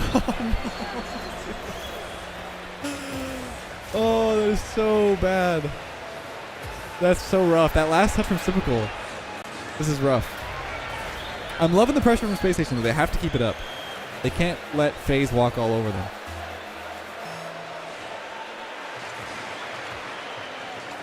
Come on, Space Station. You got this. Careful the early challenges. Two players. Don't go, Arsenal. This is so dangerous. Good challenge. That's so smart from Arsenal. Well played. And bump on first killer too. Should hopefully give space here. Pop on the backboard is not a big deal. You gotta slow it down here. Good play from Hawks from the corner. Oh, don't panic. Oh god, I'm panicking. LJ with some space. Gotta keep it close. There we go. I like that. Slow play. Burn the time off the clock. Their third man is sitting so far away. He just pops it upfield. Hawks with the clear. Goes behind first killer. So now we have to wait for the double. Control from first killer. This is going to burn off a few seconds here. Over one. Go for a bump on the second one. Ends up playing very patiently. And Hawks gets a boost. That's really, really important. That portrait from first killer will give space for LJ to pop it across the Arsenal. Goes for the fake on the Musty. Big commit. Hawks is up. Shouldn't be a big deal though. It's into the back corner. Hawks for some space. He's backwards. Pop over missed. 14 seconds left. Good pop. Gets bumped though. Missed with a pop forward. Signal's there. Off the backboard.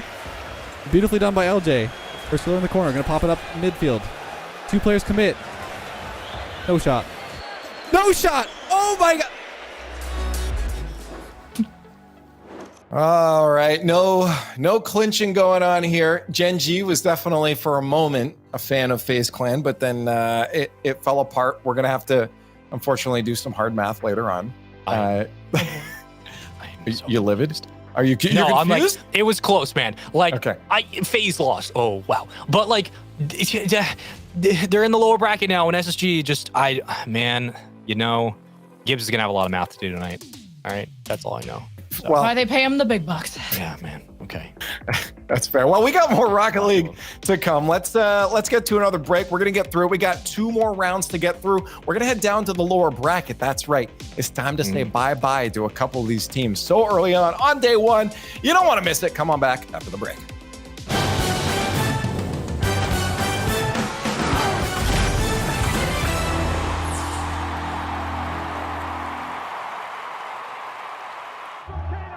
What's with these seats, bro? I thought you had the hookup. Dude, it's all us retired players get. Can you believe we're here? Game 7, grand finals of the World Championship? Yeah, I mean, it's cool and all, but what about me? What about, like, everybody else? Everybody else? Yeah, like all the players looking to make it to the next level. Like, what if there was a tournament for them? Yeah, but who's gonna do that?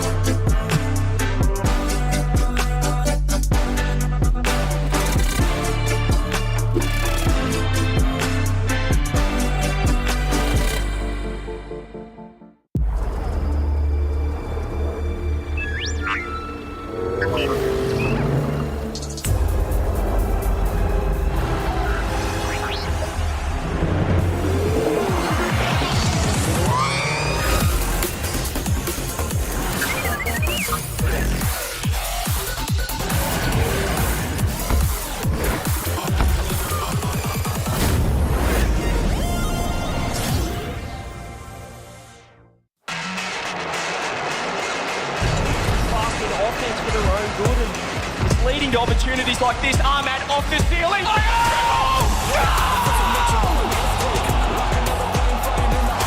Ahmad with the 7 from heaven.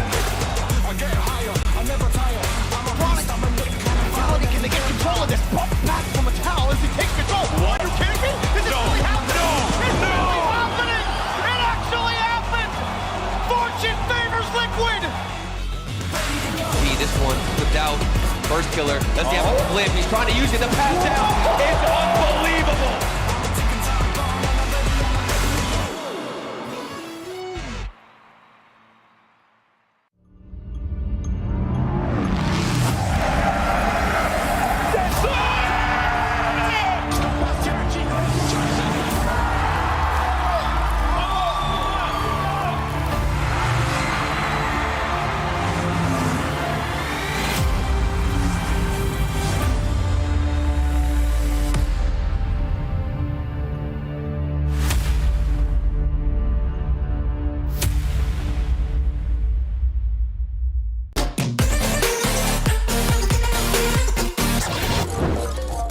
Well, the way I joined Space Station was Arsenal sort of hit me up and was looking for somebody to replace Daniel, and they just thought I would be a good fit for them, and it happened to work out. Boxer pulls out the driver and sends it straight down the fairway and in. The pressure of replacing Daniel, well, it might seem like a lot, but in my own head, I need to be as far away from him as possible and just be a completely different player and give a new look to Space Station. The players weren't exactly happy with the playstyle they had initially with Daniel, so with me, they're looking to go in a completely new direction. That's sort of my whole purpose.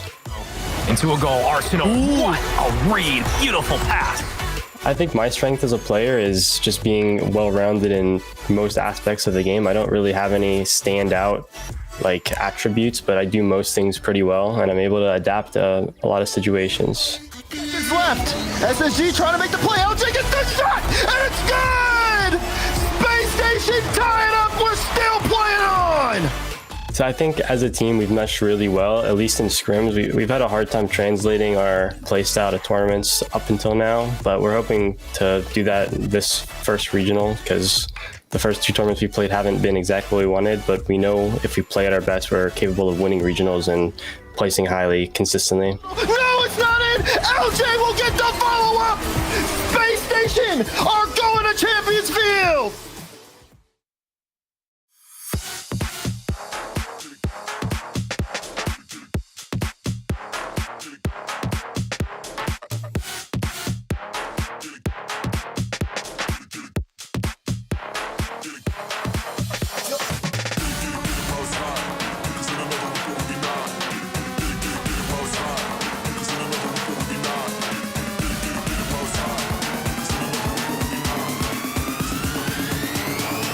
another week or will be not.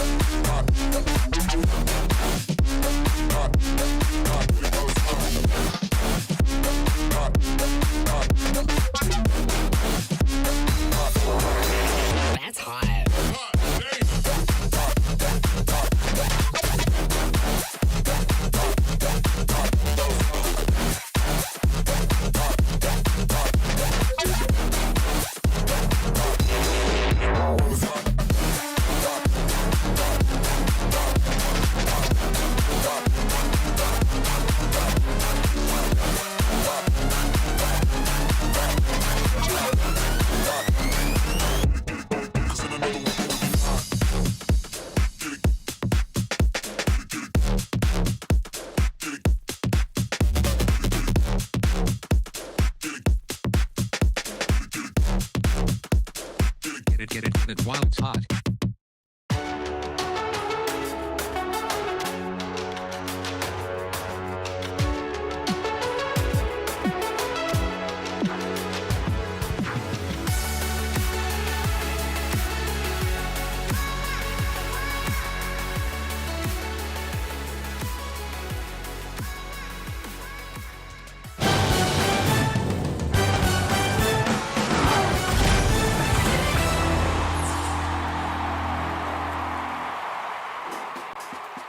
Ladies and gentlemen, welcome back to the Rocket League Championship Series. I'm trying to sound more macho than I actually am. I'm Lee Fex. This is how I normally talk. This is Johnny Boy. Very macho. Oh, thank you. Cool. And Cole joining me. I very appreciate the compliments early on. Get them out of the way so you don't have to do it later. Let's talk about this. You guys are joining in now. I know you guys were watching from the sidelines and paying attention to the matches going on here. We had a lot of 3-0s in round one, and then we continued that on into round two here, Johnny, except for that space station reverse sweep there against FaZe Clan. That, in my opinion, was very surprising. But across the board, I didn't expect 3-0s like this with everyone else. Yeah, well, I mean, Gen.G NRG, I'm not entirely surprised by that one. Fair. Or, Optic Sup, we never really knew, because Sup, they really took a while to turn it on against G2, but they were able to really dominate and reverse sweep G2, which is kind of crazy. But it looks like Optic's form is brilliant. Koi are in great form. Sup have just beaten G2, so that's a great run from Optic. Don't be fooled by their opponents. And Complexity over V1, that's a real surprise for me. I think, Complexity were the favorite going in, but not by a 3-0 score. That's very, very worrying for V1 fans. Cole, got a question for you. I've got an answer, hopefully. Would you have expected these reverse sweeps? I feel like FaZe Clan. Would you have wanted FaZe Clan to win that? I mean, to clinch in Gen.G and FaZe? At the end, I did, because I was chatting with Johnny and Direct behind the scenes, and I said there will definitely be a 0-second equalizer for FaZe Clan. That's your fault. In Game 5. 100%. I actually said first killer 100%. The ball went on the backboard. I said, oh, here it comes. The ball falls down. I'm like, oh, yeah, here it comes. And somehow it falls down between all of them, and it's like, oh, it should have happened, but it didn't. So yeah, in that instance, I wanted it to. But you know what, Leaf? I'm such a genius that, yeah, I really thought that Sup and Space Station were going to get reverse sweeps against G2 and FaZe. 100%, yeah. Okay, well, we move on. Space Station got the reverse. We move on to the lower bracket now. Now we start eliminating some teams.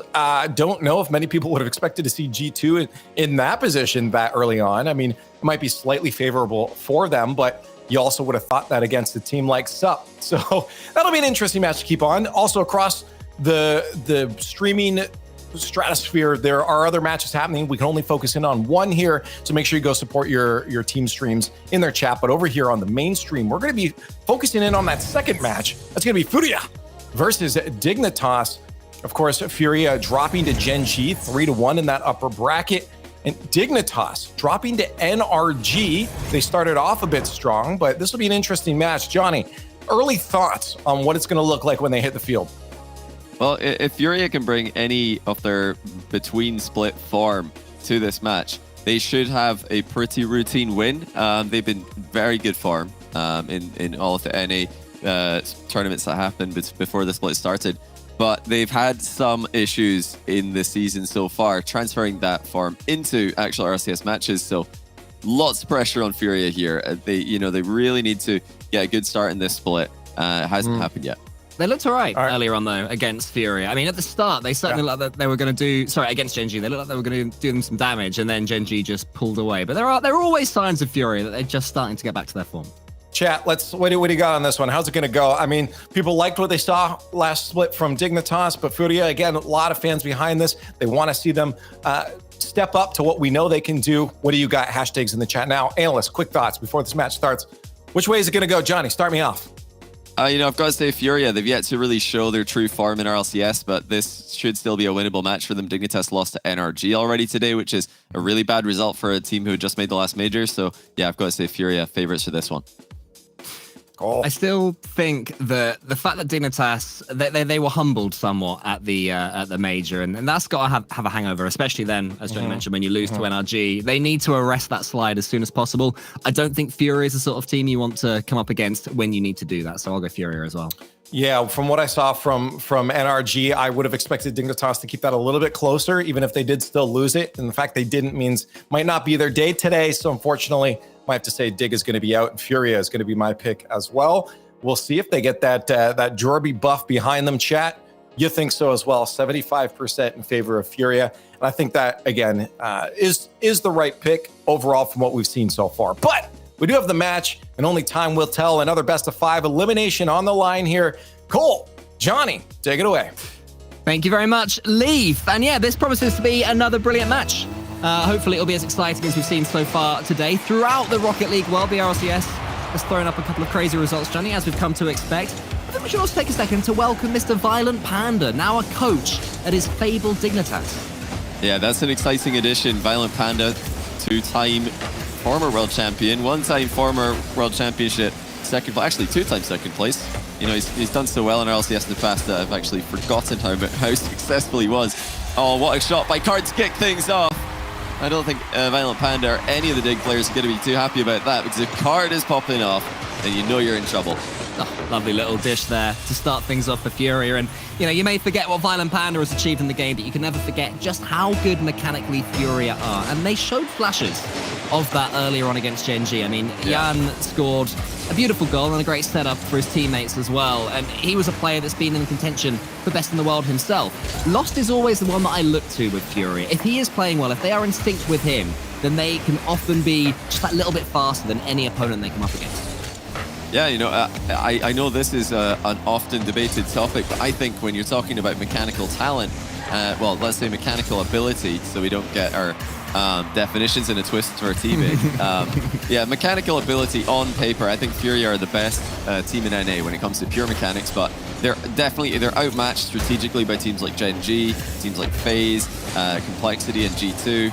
So they have to level up strategically. They have to level up with their risk versus reward calculations that they make on the pitch. They've got all the mechanics that they need on this lineup already. Getting an opening goal to show for it. Can they defend well? That's the question mark for Furia today. So far, not needing to do too much defense as really aggressive half rotations are coming in. Jan is just waiting for that ball to come towards him as all three Dignitas players penned into their own half. We'll have to change that pretty quickly if they're to have a chance in this first game and indeed the series. This could be the moment. Andy from the ceiling and closing him down well. Now Evo comes in against Card. Dignitas maybe just seem to have realized that they were being a little bit sluggish, and they've upped their pace, and it seems to be making Furia think a little bit more than they were in the first couple of minutes or so. Yeah, Dignitas stabilizing for now. They're trying to prove that last split was not a flash in the pan for this team, trying to prove that they've got more where that came from. This would be a perfect way to do it. If they can eliminate Furia from the competition in lower bracket round 1, not only would they be showing that last split was not a fluke, but they'd also be eliminating one of their direct competitors, another team that we have in that kind of battle for the 5th spot, since the top 4 in NA have been so consistent in the last split. Furia are very pushed up the field here. This is how they conceded a bunch of their goals against Gen.G. They don't need to be this close to beat their opponents to the ball, but they do still like to creep forward. Dignitas trying to punish them on the counter. Yeah, they'll back their chances to punish them in exactly that way, will Dignitas, but not when Yan flies in and takes out Dries. And he does get the ball though, and Dignitas definitely have been slowly marching their way towards blue territory. Evo tries to tee up Dries again, who respawned, but he'll be met this time. Yan there with the double. Andy in the corner. Yan wants to get involved again, desperate just to not rotate out for as long as he can. Furia continuing with this high line. But it's just starting to look like it might backfire. Dries to the ceiling. Yan comes in from the side. And just a few slight looks for Dignitas and plenty of game time left.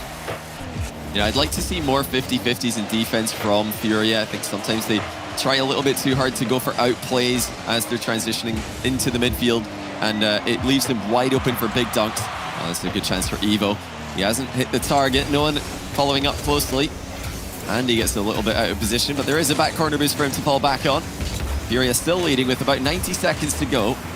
They have not looked completely dominant in this match. This is promising for Dignitas. If Furia are going to make mistakes, as they often do, then Dignitas just have to wait, be ready for it, and capitalize. The deep rotations helped out Dignitas there. There was a huge pinch that was going goalwards. And thankfully, I think it was Andy who was back waiting for it. Almost there up against Card as well, but Card shows good pace. So far, the only goal scorer for either of these teams. He might get a second here. He's dancing with the ball in the air, and he tries to close him down to the backboard. Oh my. Andy does okay. Card gets it through. Evo in the end takes it, and Andy gets the second touch. Yeah, Card with an exceptional 1v3 attempt there. It wasn't meant to be, as Furia failed to convert on the setup. Just took a bit too long to materialize, but still, Card so difficult to dispossess in that exchange. Dignitas will have to start taking a few more risks and get out of their comfort zone a little bit. These guys are more of a counter-punching style of team. With time running out, you'll have to send everything forward. Oh, lovely finish, almost from Yan. I thought that was going in. He hit such a delicate part of the ball to send it anywhere near the goal. Such an important match for Worlds implications as well. These two teams so close to one another. A win either way. Knocking out the opponent could be massive for those implications. So far, it's Furia that have started better. Trying to hold on to this 1-goal lead with 10 seconds left. Dignitas have awoken as it's gone on, looking faster than they were at the beginning, but Furia can just beat them for pace when it comes down to it. Lost, he can beat anyone for pace, but he can't quite get it in the goal. Yan wants to kill this one. Yan does kill this one. And Furia edge out a nervy game 1 by 1-0. Yeah, very close there. Furia doing what they have to do. I think, the question for me, like I said earlier in this game, is Furia's defense. Will they be able to avoid these triple overextensions? They don't necessarily triple commit all the time, but they do, I think, all get a little bit too aggressively positioned at times, and that can cause them to concede goals. But Leaf, they didn't concede at all this game, so that must be a good thing for Furia.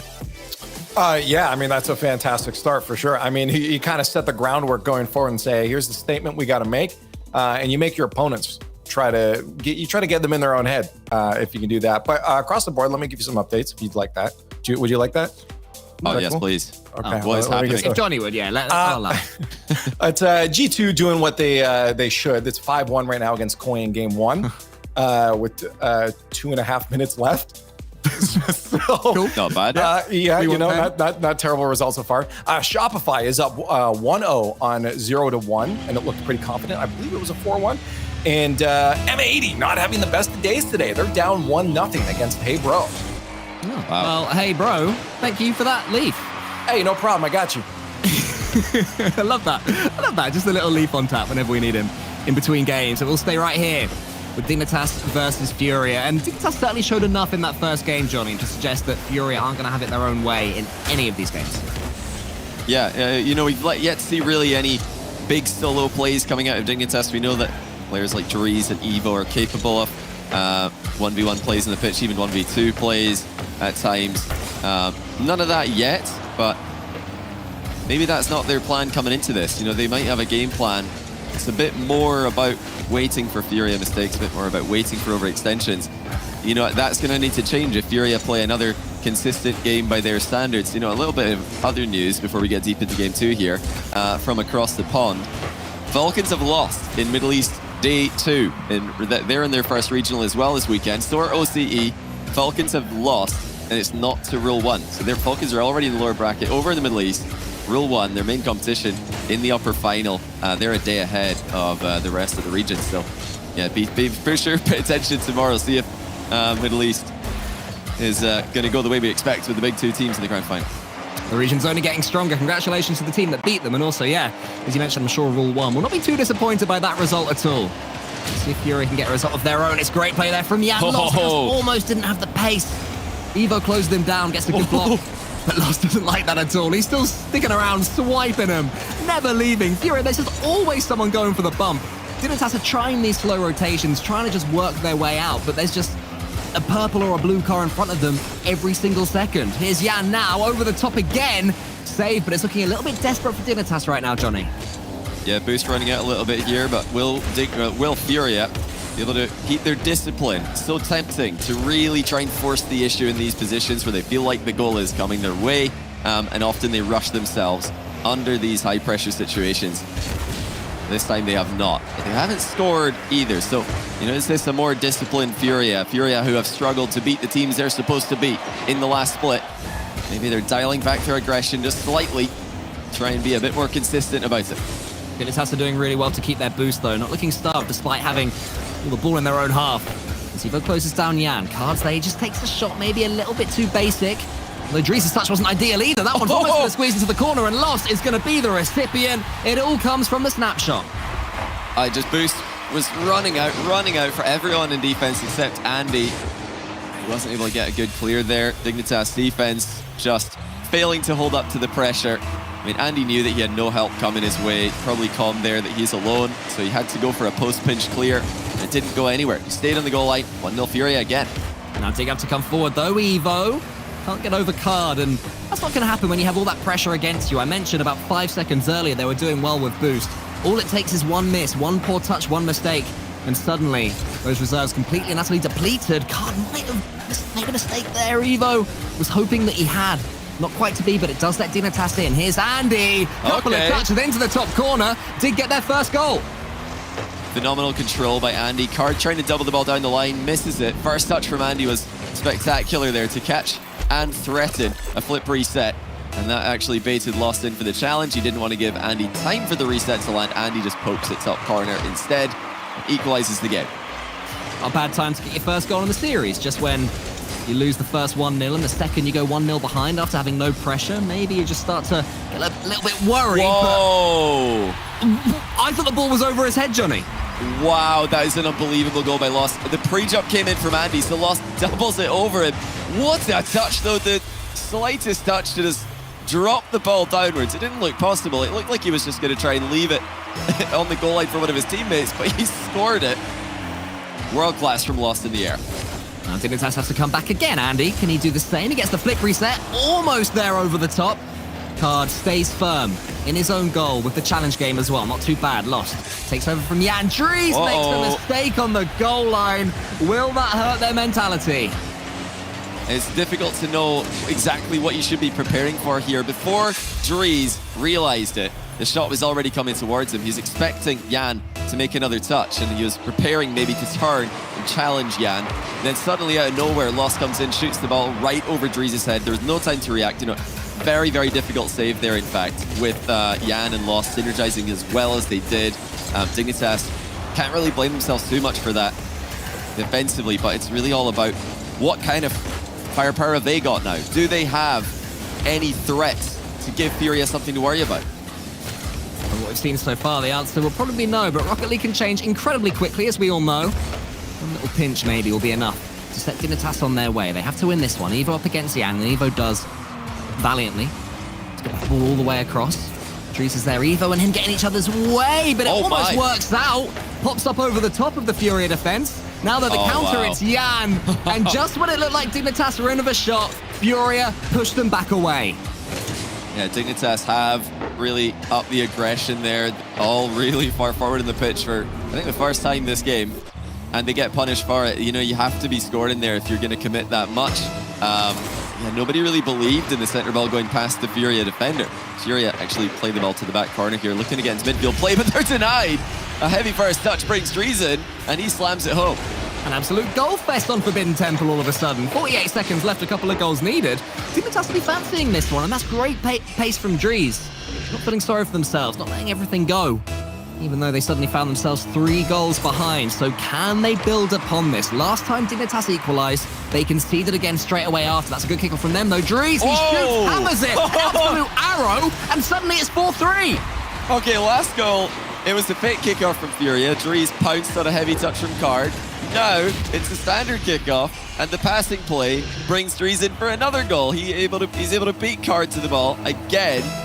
Furia had a 4-1 lead. It looked like this one was going to be over, with Dignitas lacking offensive creativity, lacking offensive power. All of a sudden, they're right back in it. Card didn't know what to do there. The wrong touch. And I think that would have been an own goal. So in the end, he decided to settle and just not touch the ball at all. And it ended up okay so far, but that might be an overcommit from Dignitas. Drees watches that one go above his goal. They have to get hold of this ball, Dignitas. 19 seconds left. Can they do so? Andy, decent first touch. Evo's in the center. He fakes the musty. A reverse wave dash, I think, wants to get some power on the ball. It's a little bit stuck in the corner. Yan slows things down, and then Yan gets it away from Drees as well. I'm just saying to Andy, do what you want, but Yan's on the pitch. You're going to get punished. The composure from Yan, fakes the off-the-wall play, fakes the infield dribble to get past 2 players, and then he just chips it over the last man. And that's exactly what Furia needed, because even if someone does challenge Yan there, he is playing a safe line the entire way, knowing that the only way they lose this is if he gets dunked on big time. So he didn't even give a chance for Dignitas to dunk on him. He just kept playing the ball in safe positions and gets the best possible result. Another goal for Furia, 2-0. They are looking ready to advance in the lower bracket. A late reminder, if it were needed, of what Yan is all about. Even Drees in the quick chat you guys won't have seen, but he said nice one. And Yan he did, yeah. Thanks. It was all very nice, very lovely, very wholesome. Speaking of which, Leaf, how are you doing, mate? Wonderful. I'm trying to find out when this is the last time it happened, but I'll save this for a second here. I want to let you know that that G2 Koi game might be a fun one to watch. Maybe not. I don't know. G2 won the first one pretty handily. I gave you the scoreline. Now Koi is winning 5-0 in the next game. 5-0. Oh, that's silly, isn't it? Teams. Yeah, so at 2.5 minutes. Like it's half the games ago. Yeah. What are G2 doing? Is still going on here. So that's interesting.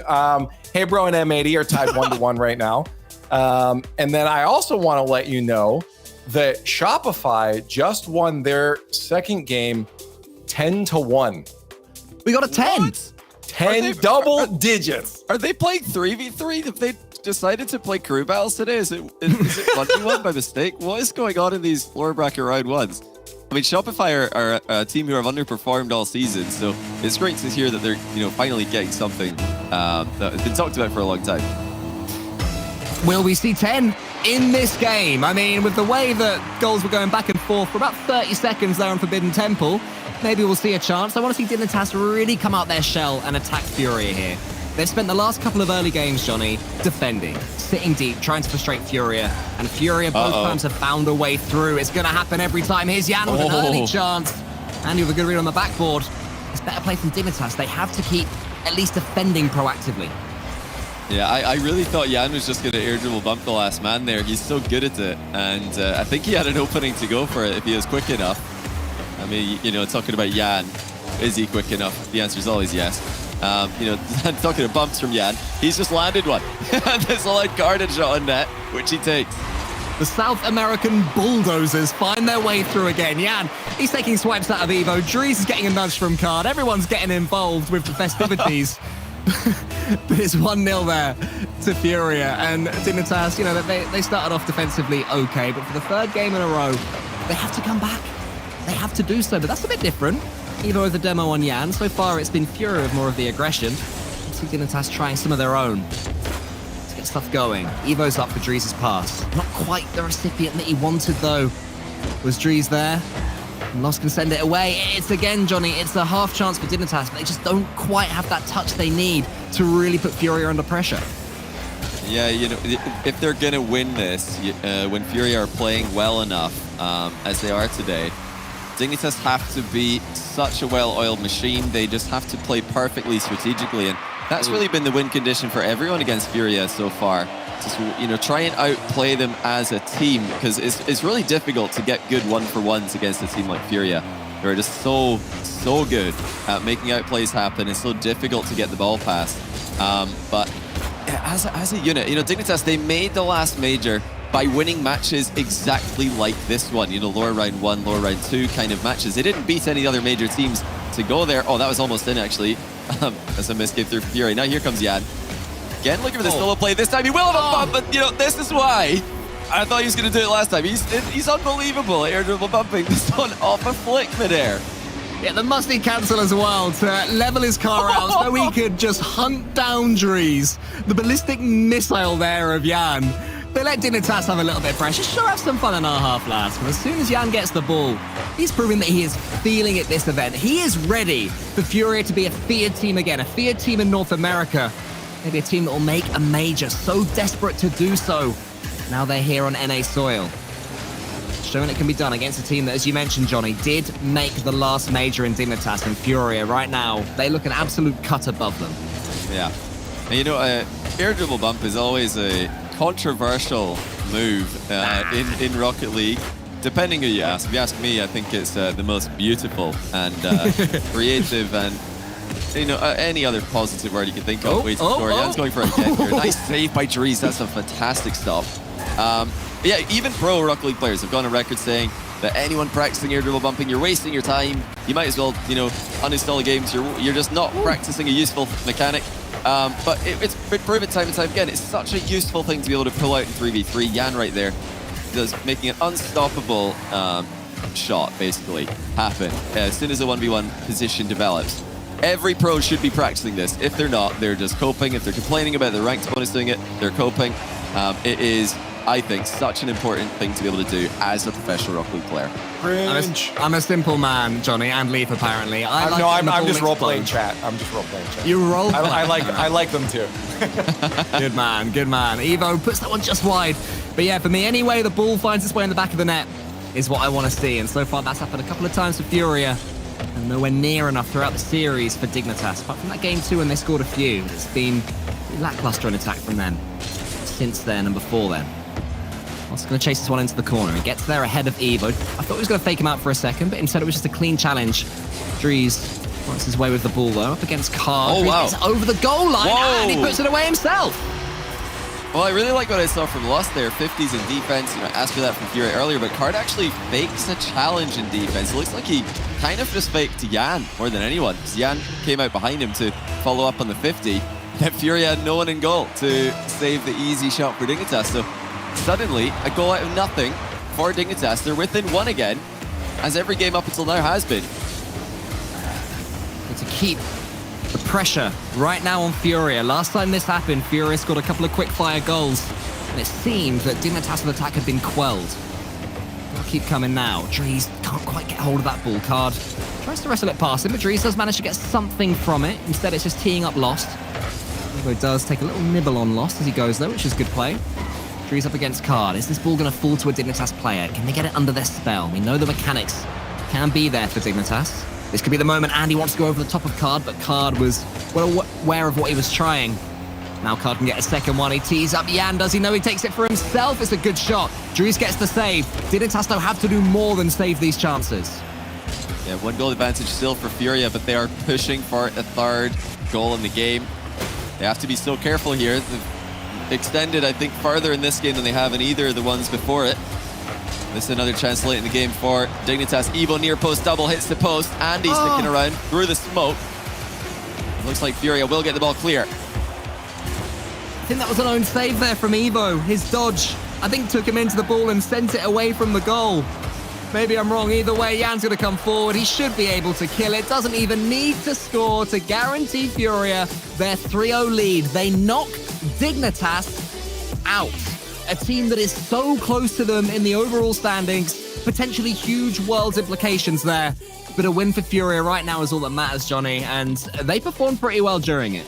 Yeah, I think the writing was on the wall for Dignitas in their upper round 1 today. You know, losing to NRG is not acceptable for them if they want to repeat what they did last split. And, you know, it sounds crazy to say, but, you know, that's a team that you can't lose to right now. If you're looking at the power rankings in NA, the top 5 is too stacked. There are too many teams queuing up to be that 5th team for the major. You need to be winning your matches against other teams in the middle of the pack, and they've lost 2 of them today. They've lost to NRG, lost to Furia. Dignitas, they've really had a step down from what they did last split. They were winning matches like this one in the playoffs. Winning matches like NRG in the playoffs. Yeah, it's not looking good for Dig, but you know, not over yet. 2 events still to come. Disappointing for Dignitas. Leaf, anyone else? Yeah. Happy, sad, annoyed, frustrated? Talk to us about the landscape in Rocket League right now. Well, I can do that. Yeah, definitely a sad time for Dignitas. You know, they don't want that. 0-1 is getting eliminated. I think we saw that one coming with a scoreline of 19-3 for Shopify Rebellion for total goals by the end of it. That is ridiculous. The last time we saw coach playing, did they have the full lineup? I don't see any subs here. But yeah, no, the last time we saw that happen, a double-digit scoreline was back in Fall Regional 2 of RLCS Season X with Jamal Jabari over Zabumafu, 10-3. So yeah, it's been a while since we've seen double digits in NA. That's ridiculous. I have no idea how that's happened, but you know, we've got some very interesting lower round 2 matchups materializing as a result of that. Shopify versus NRG. That is a banger. Will Shopify finally show the form that a lot of pros have been talking about from them in scrims? Will it be the comeback to top 8 for NRG? V1 against Furia. That's an unreal matchup. A lot of people have those two as major teams, major contenders. They're against each other in lower round 2. And then I think FaZe versus G2 is lining up, unless surely Koi haven't put G2 on match point, have they? Right now, I'm double checking. Sorry. They are. No, it's 1-1 right now. 1-1. And not another 5-0 or something silly. Oh, so it was no. So game 1 was 6-2, game 2 was 6-2, and now we're 3-1. Okay, so G2 are up in game 3 there. That's a big one. See it now. Yeah, they if they win this, it doesn't get any easier for G2. FaZe are waiting in the next round, and yeah, Heybro have been eliminated in the lower bracket round 1 from nice little comeback there from Matey, M80. As they're less affectionately known. They're going to be playing stuff. They're missing a real opportunity to call themselves matey. They've come up with some brilliant wordplay and they're turning it down. I'll say it on broadcast. Come on, leaders of that org. You know what to do. Make yourself matey. Go over like a pirate mascot, you know? Really commit to the bit. In my opinion. Grow a beard. This is usually very expensive branding advice from Cole, and you're getting it for free right now. So exactly. Yeah, no problem. No problem. I'm here all week. Good for MND though. I'm honestly, on a serious note, I'm excited because I mean, you see that team do good, carried on for a bit. It always sucks to see a team fall off then after. I mean, same feeling I got for Dignitas right now. You want more competitive teams overall. Just makes a more exciting environment to be watching. So the bounce back for M80 at least is a little exciting. Yeah, they've been around for a while as well. These players, Percy, Lionblaze, and Kinsey, sort of always in that top 10, not quite breaking into it level. So it'd be lovely if they could just get a little bit of consistency. You know, really find their level with an org that loves them and they love, and they can stay together and build with something. Because I think they're 3 players that need to do so. In this game though, we've got 25 seconds left, bit less, and Koi are pushing G2 all the way. Koi really impressed me. If anybody missed Gamers Without Borders, Koi played very well. They finished 2nd in North America. To version 1. Sosa in particular, especially in 3v3, he was my standout, mechanically speaking. But they're a great team, and yeah, they're in good form. To see them pushing G2. They're in very good form. I think this is a scary matchup for G2. I mean, G2 are coming off a reverse sweep loss in round 1 of the upper bracket. So I think you know, even though G2 are about to go ahead in the series, they are far from out of the woods, because clearly they were very nervous on match point against SUP. They had 3 of them, didn't take any. In fact, some of those scorelines were very one-sided losses against G2. So this is a worrying matchup for G2. Koi are a new team. They've got, well, Koi, the org have picked up a couple new players. It's really Cheese and Sosa have picked up Gyro. If you're looking at the players, though, it's PK from last split. 2 other players have moved over, brought the points with them. Yeah, they did look brilliant in the 3v3s in Gamers 8. So G2, obviously, they have to be the favorites. They're top 4 NA this season. But today, not convincing in the upper bracket. And now they're on match point. But this is their 4th attempt at match point of the day. They've yet to get one. We're about to find out if they can do it. Yeah, definitely. I mean, like you arguably, again, quite arguably, Koi is the stronger team that G2's had to face today. And if they already had trouble against Sup, it shows it's a mixture of Koi looking good and G2 having a bit of an off day. But I mean, they look to be holding together for now. But you're right in saying that I don't think that this is all in the books now and that we'll see a FaZe G2 matchup after this. It could be a FaZe Koi matchup coming up next, depending on how Koi reacts here.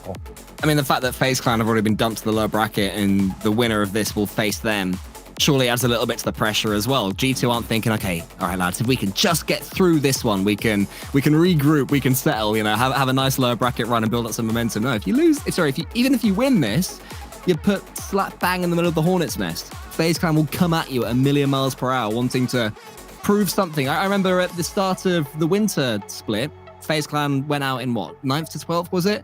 Yeah. And they took that personally and came out fighting and swinging against everyone. They're in the lower bracket now, and I think they'll have that same mentality. They do not like being dumped down. Pretty much, they like it less than anyone does. This is actually G2 pressuring. This is what I heard they were doing for pretty much the entirety of the last game, the last match point attempt against Sup in the upper bracket. It was all G2 pressure. This is not looking good for them. Whoa. Oh, big mind game by Sosa. Wow. Well, again, G2, they had all the pressure and they didn't get a goal from it. And now one chance for Koi and it goes the other way. This is exactly what happened in the upper bracket against Sup. I'm not trying to scare any G2 fans. I'm just telling you how it is. In fact, I heard that from the G2 streamcasters themselves. That was their post-match analysis. G2 had all of the chances, all the pressure, all the aggression, and they just didn't do anything with it. So this is the problem for G2, it would seem. That's T-Bates in G2, isn't it? Yeah, T-Bates and Orb. They're having an absolute heart attack earlier. I'd love to hear their reactions to if this does go to Game 5. But yeah, still one more chance for G2 before that. I mean, I was going to say, if it was T-Bates, I'm sure when he was saying, like, oh, we had all the pressure, it wasn't in an introspective way. It wasn't in a, come on, I think we do better. It was, oh, man, that's so unfair. We were way better. Who cares if they scored more goals than us? We should have gone through. I mean, actually, I've said it before and I'll say it again. I think T-Bates' most accurate analysis of G2 as a team is after G2 losses. I think, before G2 matches, he's definitely, definitely got a lot of hope in him. He's definitely, a G2 fan. He doesn't hide that.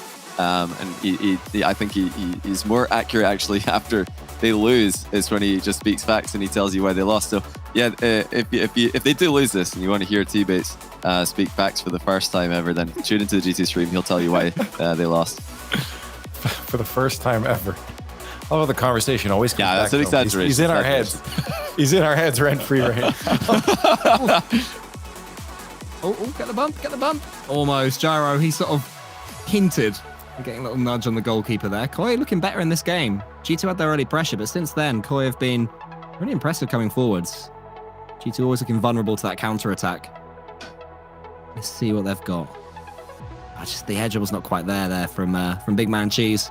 Honestly, yeah, Sosa, though, he's going from strength to strength. He's looking, to me, like the on current form, best player for Koi. He's looking like their star man at the moment. Oh, okay. Well, G2 have fired back. This was a counter-attacking goal from G2. Brilliant setup there. That was phenomenal by Chicago, faking a solo play instead. Just sends it middle for Atomic instead. And this is it's going to be a very impressive win if G2 can win this. I know a lot of people think it's just automatic to beat Koi, but Koi right now they're in their honeymoon phase as a trio. I think that they've all shown signs of talent. Cheese is a very mechanical young player, and Gyro's had flashes of brilliance. Very high floor, low floor, high ceiling player this season. Like said Sosa, he's always given so much praise by his fellow pros in the scene, but hasn't really had the results to back it yet. Well, you guys said you wanted to get some facts right? We got some facts. We're going to get down on the field with Orb and Mr. Bates. People are saying that is cringe, but see me, I'm saying that gets us W's. Orb, you make the call whenever you can. I'm not going to call. 122. Listen, here's the thing, okay? Cringe or not cringe, okay? Sometimes we need a few things that are cringe in life, okay, my friends? That's right. Exactly. And let's face it, once you get past 30, everything is kind of cringe. Everything I do is kind of cringe. But I got to push on anyways. He's got to push on anyways, and that's why he's made it to the wise age of 49. That was a pretty cheesy play, man. Cheesy play. Atomic, he didn't need to go in so hot. Cheese slots it. That's tough. That's tough. 1 minute left. G2, I don't want to see Champions Field. I'm going to be honest with you. Not a kickoff goal again. Please, no. J-Naps locks it up. The boys need to go all in. Champions Field is anybody's game in a double elimination setting. J-Nap slows it down. Cheese there to cut it off. J-Nap's not really fast enough. J-Nap drop down. Here we go. Pass. Chicago, look at mid. It's not there. Gyro, can he beat him out? A little slow there. J-Naps get back. Once again, how Big boy quickly 50. things can change here, Bates. 30 seconds remaining. We got to score. We got to tie this one up. We sure do. We could end this right here, right now, Bates. That's what we could do. We don't need another game. I don't want Champions Field. My heart won't be able to take it. Sosa up high. No boost on the side of the orange. On the side of the orange. Interesting. J-Naps beats out one. Cheese. 50 right here. And the ball just keeps bouncing really high. Sosa doing what he does. Big clear. One more opportunity for G2 maybe. J-Naps keeps it up. Cheese. Out to the corner of the wall. I don't know if I heard any facts going on there. You had excitement. I said you gotta wait till after they lose. Oh, it's after. Okay. When they lose is when he tells you all the truths about why they lost. But right now it's pure hope. Like, yeah. They're trying to manifest a G2 win, which is fair enough. It's a G2 watch party. It's a G2 stream, so I'm not surprised. I have no problem with that. I don't think you guys should either in the live chat. But if you thought that was nervous from them, wait until you hear Game 5. Yeah, only facts I see is G2 about to lose 2 best of 5s. I mean, about it. Can you imagine? The fact that they've already lost a Game 5, I feel like once you lose on Champions Field once, that must stick in your mind to an extent. You know, it's like that's how you get streaks. You know, we think of like when we talk about Rise, sort of Game 5, Game 7 ice. Once you win a few, you start to think you're invincible in that situation. And once you lose a few, it gets in your head in the same way. So that match earlier will be on everybody can relate to that as well. Like even though we're not all pros, and in fact none of us are, we never have been. But we've all been there in a ranked streak where you're winning everything. You know, if you're on a win streak in ranked and you lose 2 goals in the first 15 seconds, you still believe you're going to win. You're like, yeah, this is fine because clearly we're on a win streak today, so 2-0 down, no problem. But if you're on a 5-game loss streak, I'm sure all of you watching can relate to just how desperate it feels, how helpless it feels when you go 2-0 down in the first 15 seconds. So G2 having 4 different shots at match point today and taking none of them so far, they've got a 5th match point here. It's difficult to be confident, difficult to play like your usual self. We all know how good G2 are when they can play with confidence like their usual selves. But they're up against it right now, against a very deadly new Koi lineup. It's also what we mean when we say tilt. It's not just raging and getting annoyed. If they've had 4 match points and lost them all, you do start to play a bit differently. You don't play each one in a vacuum. You start to go for balls you wouldn't normally go for. You go for blocks you wouldn't normally go for. Your comms change. You know, tilt is an all-expanding term, and you know we can't say they are feeling it, but maybe it's just overwhelming power of overthinking. They need to be clinical. It's as simple as that for G2. They need to be clinical in this Game 5. That was the issue earlier on in the upper bracket. They had opportunities and they didn't take them. We saw it last game as well. You know, they had pressure. They had plenty territory in the pitch, but they just didn't do anything with it. They weren't, well, actually, they did get the 1 goal, but they didn't do enough with it. So look out for G2 getting clear-cut chances. If they're taking them, that is a really good sign because it's going to completely settle their nerves and make them think that we're back. We are the team that's going to advance here to take on FaZe Clan. There's one more thing that could be on their mind as well, and that's that they just went out of Gamers Without Borders to Koi. Obviously, it's group battle. It's completely different, but this is the team that has eliminated them from a competition in, the last 3 days? 3 days, yeah. So the amount of things that could be on G2's mind right now that they have to be professional and ignore, and that's so tough to do. Super difficult. It really is, and it's the most brutal format of the year in the spring split. Like all the pressure's on them right now. Koi, no one really expects them to do. I mean, the wider Rocket League audience doesn't really expect them to do anything in a matchup like this. So there's no pressure on them. They're the underdogs. G2 are the favorites. They're the team with all the pressure. If they can handle that, I'll be so impressed, because the odds are just stacked against them. Everything points to another unfortunate G2 heartbreaker loss in Game 5 today. Can they overcome that? Can they overcome the odds and advance? This is a great chance, and it's a great shot. That's massive for G2. Because if this is G2 from earlier on today, that hits the bar, goes into the ground, bounces into the corner of the Koi defensive end. But top bins from Atomic is that's gonna put them in the right mental space for the rest of this game. All right, speaking of good mental space, you know Bates is going to be happy about this one. Let's head back down to the field and listen to Orban Bates. This moment, let's try to capitalize and further our momentum on this one. That was a hard-fought goal. Once again, in a match where it matters the absolute most. This is win or lose right here. There are no more extra chances. There are no more go-against. We have to perform right now, right here, right now. And I don't know if that's performing right there, mates. No play, bro. No. How is this in my net? What happened? We have so many players, none of them are where they need to be. It's unlucky. It's unlucky. Might have been a slight miscommunication on that one, maybe a lack of boost. But all right, we're looking at a tie situation. Bust that out, Orb. Wait, we don't need it. Because Atomic's just gonna bring us there. He's just bringing us to the promised land every single time. Air triple. Sosa, you're not fast enough. Cheese, you've never seen that before. Atomic's doing it all. Bombs away from Atomic, putting another one behind the nets of the Koi defenses, bringing G2 up to a 2-1 lead. 2 minutes left to go. The match is just about beginning. Who will come out victorious? Stay tuned and find out. Stay tuned indeed. As Chicago on the ball, looking for a double touch right there. Love it off please, the crossbar. Please. Like a middle. And this Koi roster have really been outperforming everybody. Chicago, they used to call Reed Curry. It's not there just yet. Here we go. Minute 30 left. Orb and J Naps is looking more sharp than a whippersnapper right now. Atomic looking for one more up the side of the corner. Up top. Atomic trying to do it all again. And here we go. Oh no. Oh my God, please send it. We got 1:10 left of this Rocket League shenanigans. Shenanigans indeed. J-Naps off the ball, here we go. If you ask me, Bates. Atomic, he forgot how to hit the ball that time. Looking like up on the first day on a Sunday. I don't know what he's saying.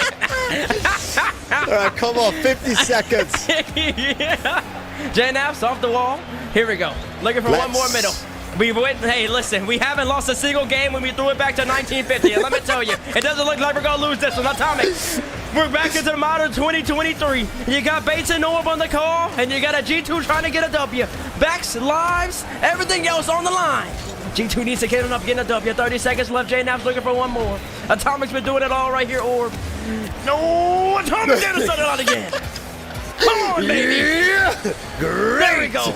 Get your energy up, chat. Get the energy up, because G2 is trying to close it out. Oh, let's go. Calling game. Game 5. We're not losing again when it's on the line. Icing up, doing what he does. The veteran. Experience shows when it matters most, and there's not many that have more experience than J-Naps. 13 seconds left in G2. We're trying to move on and go up against FaZe. I'm just going to go ahead and say it. It is nap time, boys and girls. The man making it happen for his team when we needed him and his team the most. They stepped up. And just like that, we advanced to lower bracket round number 2. Were we And just like everyone predicted, G2 wins that. I don't think there's any doubt. I mean, it just went without saying they're the higher ranked team, you know, for a reason. They're better. They won the Winter Major last year. G2 are a team, Johnny, that are in contention to win events. And in situations like that, they had everything in their favor. Yeah, just unstoppable at the end there, G2. Just no doubt at all. No, obviously, jokes aside, that's a super promising win for them. I think that will completely reset their mental from the reverse sweep loss earlier, and they need that if they're going to take down FaZe, because FaZe, they've just been reverse swept as well. So, you know, going into that match, seeing how G2 go to game 5 against Koi, G2 fans might be worried, thinking, oh no, we can only beat Koi in 5. How are we going to beat FaZe? Well, actually, FaZe just lost in 5 to SSG. G2 overcame some demons, you know, with their finishing, their shooting, and their ice on game 5 there. So this is going to be a banger lower round 2 G2 FaZe. I don't know where to go with that one. Don't go anywhere. We got one more lower round to go. We're going to send a couple more teams home, 4 to be exact, before we end day 1. We'll see you on the other side of the break.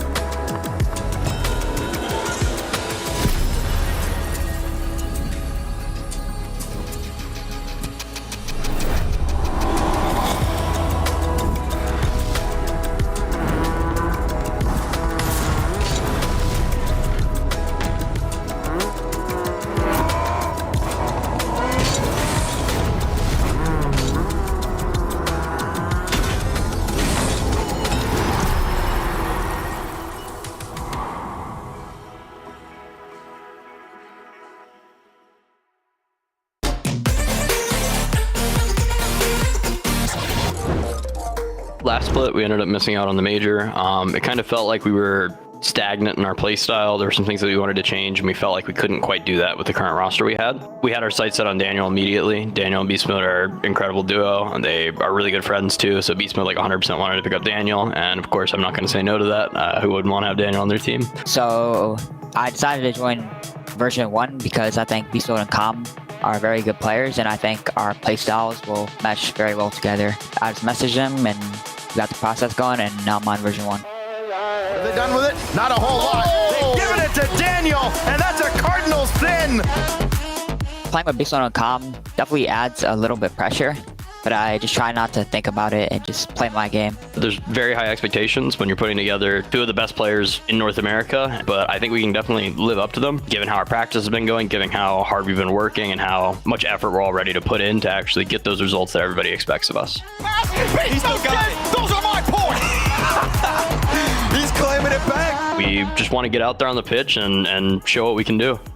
I'm feeling very good going into the split. Scrims have been going very well. We've been beating most of the teams we play against, and I'm just very excited and confident going into the regional, and I think we could perform very well. Find Beast Mode, he's playing it close, but Khan can do it all himself. Torment, one of the best friends and teammates that I've had over the past few years. I've really enjoyed playing alongside him. Big inspiration for me, really taught me a lot, helped me grow as a player. Really enjoyed even the losses alongside him, really enjoyed playing with him, competing alongside him was truly an incredible experience, and I'll always value that. And I really just want to see him successful in whatever he does in the future. That's pretty loud. Let him know. That's pretty loud.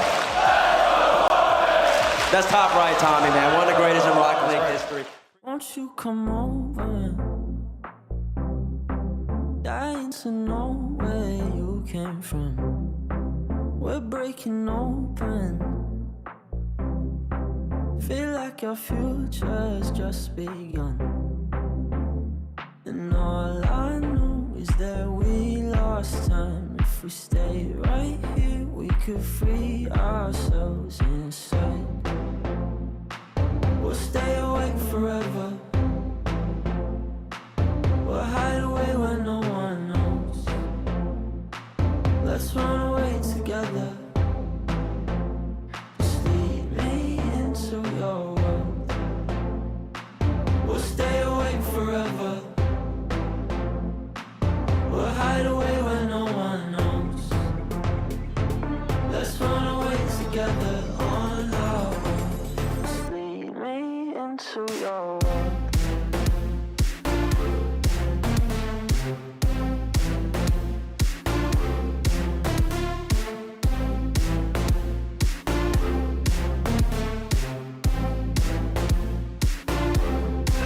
Waiting for no one. We're headed straight up for the sun. They'll never notice. We'll take these cities on our own. And all I know is that we lost time. If we stay right here, we could free ourselves inside. We'll stay awake forever. We'll hide away where no one knows. Let's run away together. Just lead me into your world. We'll stay awake forever. We'll hide away where no one knows. Let's run away together on our own. Just lead me into your world.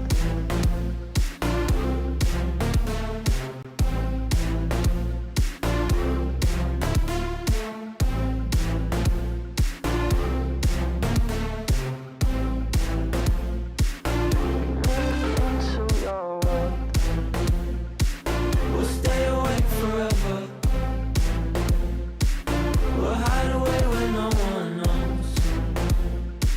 Let's run away together on our own. Just lead me into your world.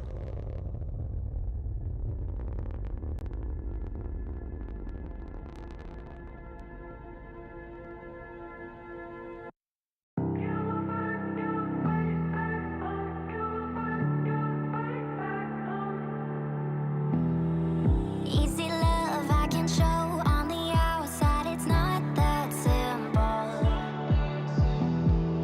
When it's tough, I don't show how I feel looking out my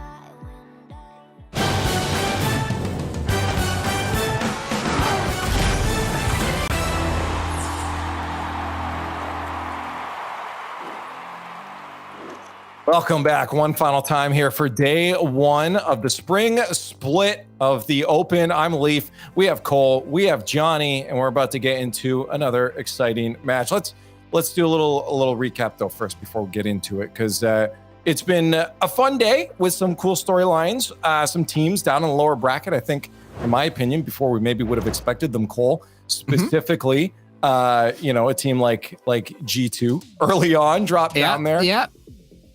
And also a team like FaZe Clan as well. Yep. You know, everyone seems to be desperate to get into that lower bracket. Apparently, it's the cool place to be, and we're gonna have a few banging matches, I think, in this lower bracket going forward, Leaf. They're trying to replicate the C9 run back in the day. You know, Is that what it is? is? Let's put ourselves under as much pressure as possible. No, that's a terrible idea. Don't end up down there, Johnny. This is not a place you want to be. We've just eliminated a few teams. Hey, bro, Dignitas 0-1 and Koi all eliminated already here on day one. Yeah, and G2 have only got themselves to blame, losing to Sup there, who then went on to lose to Optic. You know, that's why G2 are in here in the first place. FaZe losing to Space Station in the upper bracket. You know, they've both lost to teams ranked below their current opponent to get into this really troubling position. You know, G2, Game 5 versus Koi, we caught the end of that one live on stream. And, you know, coming into this event, I thought Koi were one of the dark horse teams. They impressed me recently in their 3v3s, the Gamers Without Borders qualifiers. So that's actually a really big win for G2 today if they're not in form, especially on match point there against SUP. That's a massive win to get through that one. And I think it will put them on the right trajectory to give FaZe Clan a ton of trouble. I'm personally worried about FaZe more than G2 right now. Really? Really? Sorry, that's no, interrogate him. Yeah. More worried about FaZe than G2. I've got a feeling that FaZe will, you know, water off the duck's back. They'll be absolutely fine in the lower bracket, and we'll see them in the, you know, lower bracket final grand final, and we'll all forget that they lost the match. So that's normally how it goes with them. Well, I want to remind you, we have 4 matches left. We can only watch one here. So one last time, go over to the team streams, watch those. SUP versus M80, version 1 Furia, and NRG Shopify Rebellion if you want to support those teams. I got to say, though, Cole, while we are watching the FaZe G2 match here, version 1 Furia was another match that I may have had my eye on, and sneakily a little bit of M80. I'm just hoping they squeak on through. But version 1 Furia, I feel like version 1, this is huge for them. I mean, that roster should be doing good, but Furia is not going to be an easy opponent to get through. You're dead on, and congratulations to Complexity for 3-0ing version 1 as well. Version 1, you know, they bring in Daniel. There's all this hype. They're the new North American super team. They'll be up against Vitality, the European equivalent. And Complexity, who've been darn consistent since the Winter Major, come and knock them right back down into a match with Furia as well. So yeah, great point, Leaf. And don't forget, people can go and watch these matches. They can watch every single one that they want to. But if you're lazy like me, you're just going to stick around here and you're going to hang out with us. We're going to be watching FaZe Clan and G2 face off on the pitch. This is a top 4 matchup at minimum, Johnny. Like, this is something you don't expect lower bracket round 2 with one of these teams to be eliminated. Yeah. I mean, looking at it on paper coming in, FaZe have been the better team all season, so they're by default the favorites. But today, G2 have the lower bracket momentum. And if we look back to the first event of last split, FaZe lost in this exact same round. So, you know, that's why I'm saying I'm more worried for them right now. G2 had a better regional 1 than FaZe did last split. It's only later in the split that FaZe started to show their world-class form. They're, you know, second best team in the world form even. But at the moment, G2, they've just beaten a very tough Koi squad. Space Station have just reverse swept FaZe. So, yeah, I'll just pre-jump my prediction. I think G2 are going to take this. Okay, chat, give us your thoughts too. We want to know. I mean, we've seen a lot of support for G2, but FaZe Clan has a lot of supporters as well. Who's going to take this one? So, Johnny, throw it up on the board again. Is solidified G2. in? Cool. G2 for you. Have to lean towards G2, yeah. I can't see it. I think that G2, they've muddled their way past Koi. FaZe Clan will be absolutely fine. They lost against Space Station Gaming. LJ's in great form. They're a good team still. SSG, I think FaZe maybe underestimated them a little bit after going 2-0 up. To me, still big favorites, and I think they'll live up to that billing. Oh, this is tough. I could see it going either way. I don't think Johnny's pick is unreasonable. Get off the fence. Get off. No, the I'm fence. getting off. I don't care if you agree or disagree, but get off the fence. I'm telling you which side I just got off on the fence here. So FaZe Clan, I think, is going to take this. I think FaZe Clan from what I've seen, the changes that they've made, I absolutely think that they're not going to revert back into what we've seen before. This is a team that's been looking forward the whole time, and they keep looking for. There's no way that's accurate. Is that accurate? 50? 50? Whoa, that's accurate. Holy smokes, chat. Okay, yeah, there it goes. Yes, chat. Join me. Which way? Are you going to support Johnny? This is objectively the correct pick, but join me. Everyone's on this fence. This is unbelievable. Fence sitters everywhere. Yeah. I see. You got to pick a side, guys. Come on, chat. 50.5, 52. Okay, That's right. There you go. All right, we'll put that. We'll mark that as the win. Then we do have the match about to go. Best of 5. This is an elimination. FaZe Clan versus G2 Esports. It's going to be a good one. Well, Fence Boy Leaf and chat don't have a clue who's going to win this one, but Johnny Boy and I are both pretty sure the opposite way, which way this one is going to go. So it all boils down, and it all suggests an absolutely banging lower bracket elimination series, Johnny, between FaZe Clan and G2. Yeah, it does. And, I keep, saying to chat today, during the end of the Koi G2 match that we got there, I do rate Koi right now, so G2 beating them, I think, is a big deal, especially with all the pressure on them. Like we said before, if you've just joined us, this is the most brutal format of the season, and G2 are thriving in it. Fence sitters rejoice. G2 with the early goal just to bring this series to life. JNaps flicks it on towards Atomic. Atomic, such pace and not even miss. The brilliant goalkeeper that he is could keep that one out the back of the net. And G2, to be fair, Johnny, they are starting exactly as you predicted. They look up for this fight. Yeah, I think I have liked the aggression that I've seen from them today. I think that, you know, that's something we can always expect to see when G2 are in the field. Some aggressive Rocket League. FaZe are that defensive team that like to try and counter their opponents, and so far this season it has worked. They've been able to handle teams like G2 the vast majority of the times that they've played them. So it feels actually lurking upfield here. Double commit from G2. It's going to bring in First Killer, who passed infield. Oh, what a pass that is! First Killer immediately punishes G2's disorganized defensive stand. What a pass, but take a look at this finish as well. Not much angle to play with for Mist there. Had to go over the players underneath the crossbar and threaded that needle perfectly to get the equalizer right there for FaZe Clan. And to just bring this out of the sort of micro that we're looking at, even larger scale than this split.